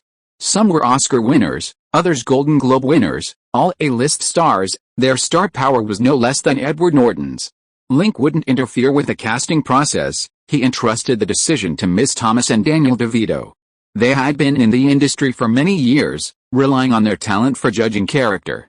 Their casting expertise was unquestionable. A wrong choice could lead to criticism after the film's release, a stain on their reputation. Therefore, they were extremely cautious when casting, even more so than he, the director. This was why Link trusted them with the casting. Edward Norton and the previous actors are all quite talented, among the top-tier newcomers I have auditioned. If they have enough opportunities, they have a great chance of becoming stars. Miss Thomas, with a cigarette dangling from her lips, ticked off Edward Norton's audition form. So, do you have a best candidate in mind? Sophia asked. No, this film is an ensemble piece. Choosing the lead role requires considering not only individual performances but also the chemistry between the actors, like Ben Affleck and Edward Norton. Ben Affleck is tall and has a somewhat aggressive appearance, while Edward Norton is introverted and has a more delicate temperament. If he were the male lead, he would be overshadowed by Ben Affleck, which would seem contradictory and affect the film's quality, Ms. Thomas said. Link nodded. This was also what he was thinking. Compared to the Chinese entertainment industry, Hollywood is relatively more professional in casting. For example, the role of casting director is clearly defined in Hollywood film crews. The director is responsible for making the film, and the casting director selects the actors. Although there are unspoken rules, they are rare. Most film projects have their lead actors carefully selected by casting directors. Casting directors are accountable to the production company and bear some responsibility if casting fails. However, Chinese film crews are often more informal, with casting frequently handled by producers, directors, assistant directors, film company owners, and even coal mine owners, resulting in a lack of professionalism. This is one reason why Hollywood films appear more polished. Next actor, next, Mr. Ryan Phillip, a staff member called out from outside the office door. I'm here, a handsome young blonde man stood up. Edward, how is it? Casey Affleck and Joaquin Phoenix immediately went to greet Edward Norton. Edward Norton shrugged. Hard to say. I tried my best according to their requirements, but I can't say for sure whether it was good or bad. Did Link comment on your acting? Ben Affleck asked. No, only Miss Thomas spoke from beginning to end. Me too. Ben Affleck breathed a sigh of relief. What's Link doing in there? Is he watching your performance? Colehouse asked, leaning closer. No, he's sitting in the corner with a folder in his hand. I don't know if it's our information or something else. The pressure is immense. It would be better if we auditioned in front, without worrying about Link watching us. Don't think like that. If you get selected, you'll have to work with Link on set. If you don't perform well now, you won't do well on set either. That's different. If you pass the audition, you get a contract. If you don't perform well, you can just do it a few more times. Don't worry about being fired. The group huddled together, whispering amongst themselves. A few minutes later, Ryan Phillip came out of the office, and Joaquin Phoenix was called in. "Joaquin, good luck," the group patted Joaquin Phoenix on the shoulder, cheering him on. Joaquin had participated in many auditions and wasn't nervous at first, but seeing so many people cheering him on made him nervous. After arriving at the audition office, Joaquin politely greeted the group and, at Miss Thomas's instruction, sat down in a chair. Mr.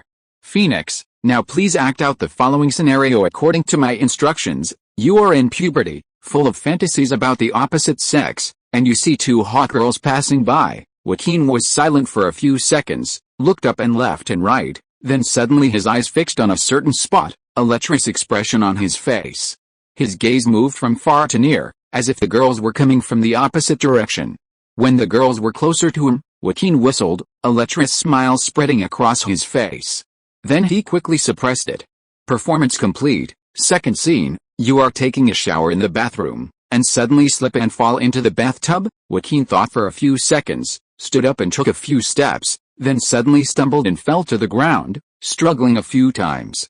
Your neck is tightly wrapped in the thin threads of the bathtub curtain, and you can't breathe. Joaquin lay on the ground, his hands clutching his neck, pulling at it as if he were pulling at the threads, holding his breath, his face gradually turning red. You tried to stand up, but found the bathtub walls unusually smooth, making it impossible to stand. Joaquin struggled to move his legs, his hands still clutching his neck, his face turning even redder.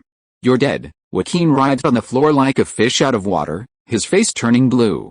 After a few seconds of struggle, his head lolled to the side, and he lay motionless on the floor, dead. Link watched and smiled.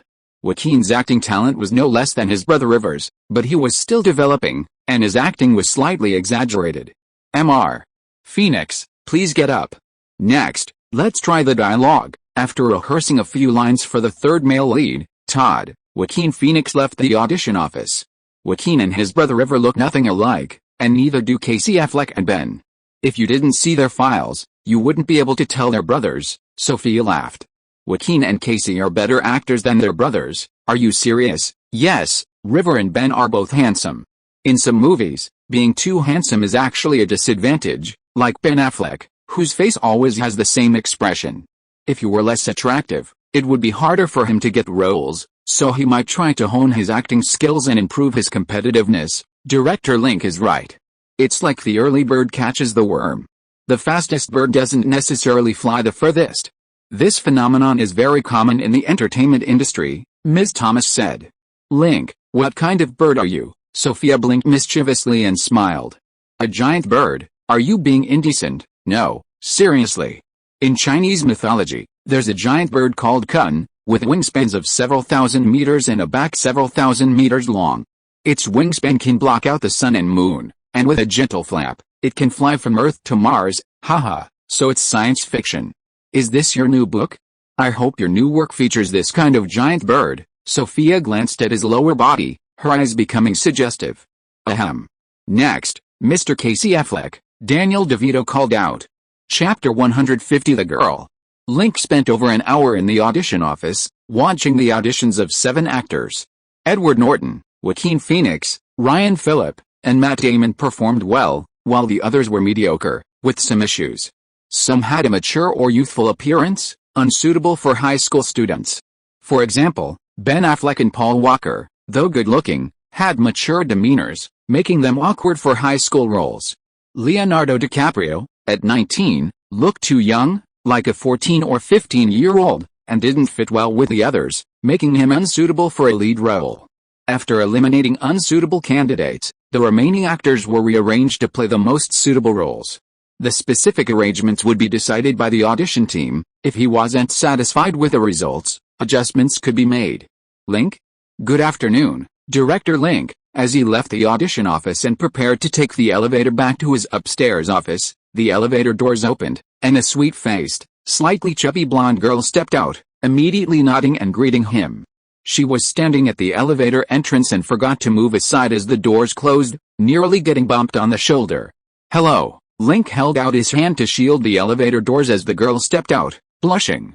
The girl was in her early 20s, with a good figure, a sweet face, a blonde ponytail, half bangs, and a naturally upturned smile that gave her a slightly comical look. She resembled Jennifer Aniston. Well, it was indeed Jennifer Aniston. She was also on the third round of auditions. She was attractive, blonde, with a sweet face, and a slender waist in a t-shirt, somewhat fitting the role of the female lead. However, her portrayal of Rachel had left such a deep impression on Link that casting her as the lead seemed a bit incongruous. "Director Link, what are you doing here?"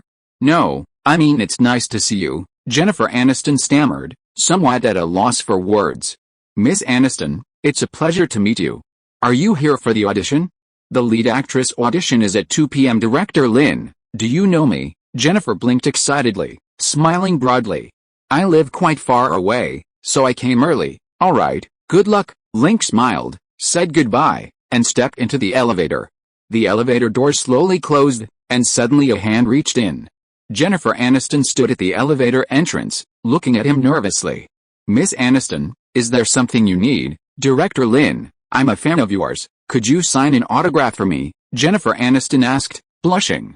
"Sure, do you like my movies or my novels?" "Both." "Okay." Link took out a pen, signed the notebook she handed him, and wrote down his phone number as well. He handed it to her. Jennifer Aniston thanked him profusely. After the elevator left, Jennifer Aniston patted her rather large chest.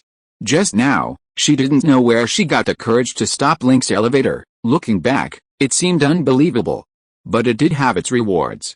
Jennifer Aniston looked at the signature and phone number in her notebook, a sweet smile playing on her lips. The third round of auditions for Final Destination lasted 3 days.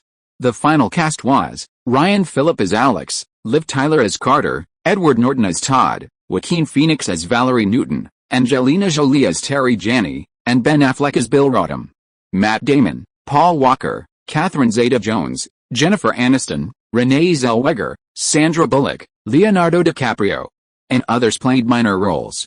The reason for this selection was that the casting team, after repeated comparisons, chose the most suitable group from 3 actor combinations. Like a jigsaw puzzle, these actors worked best together, the other 2 groups were less effective. Really, Link picked up Edward Norton's photo. Carter's character is arrogant, impulsive, and short-tempered. Is Edward Norton that kind of person? Sophia smiled. "Remember what I said when we first met? Many men appear gentle on the outside but are actually irritable and easily angered inside. Their outward gentleness is the result of suppressing their inner emotions. The more they suppress, the gentler they appear."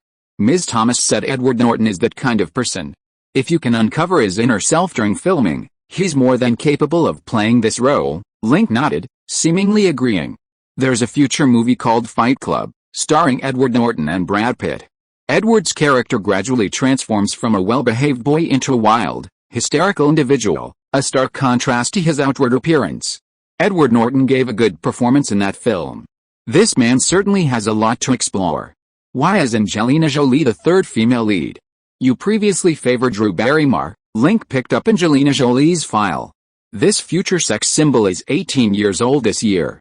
She worked as an extra on film sets when she was young and played a supporting role in the sci-fi movie Terminator last year.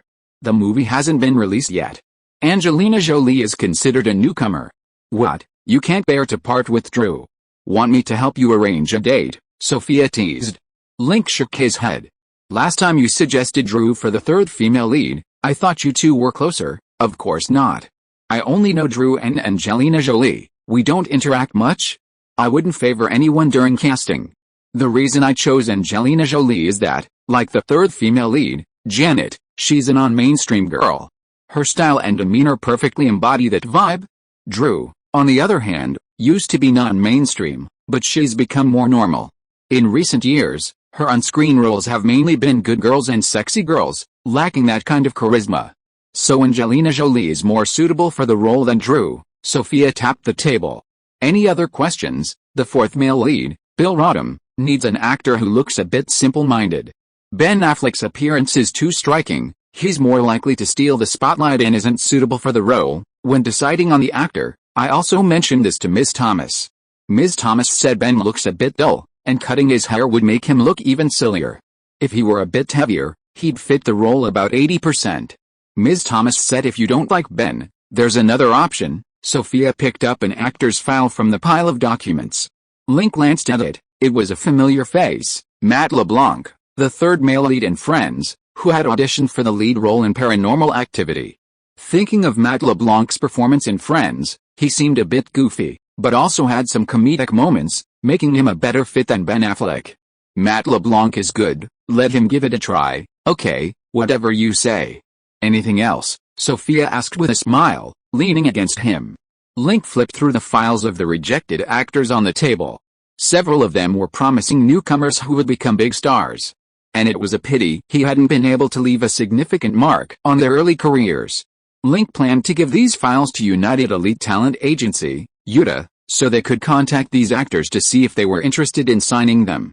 If they could be signed, he, as a shareholder, could receive more dividends when they became big stars.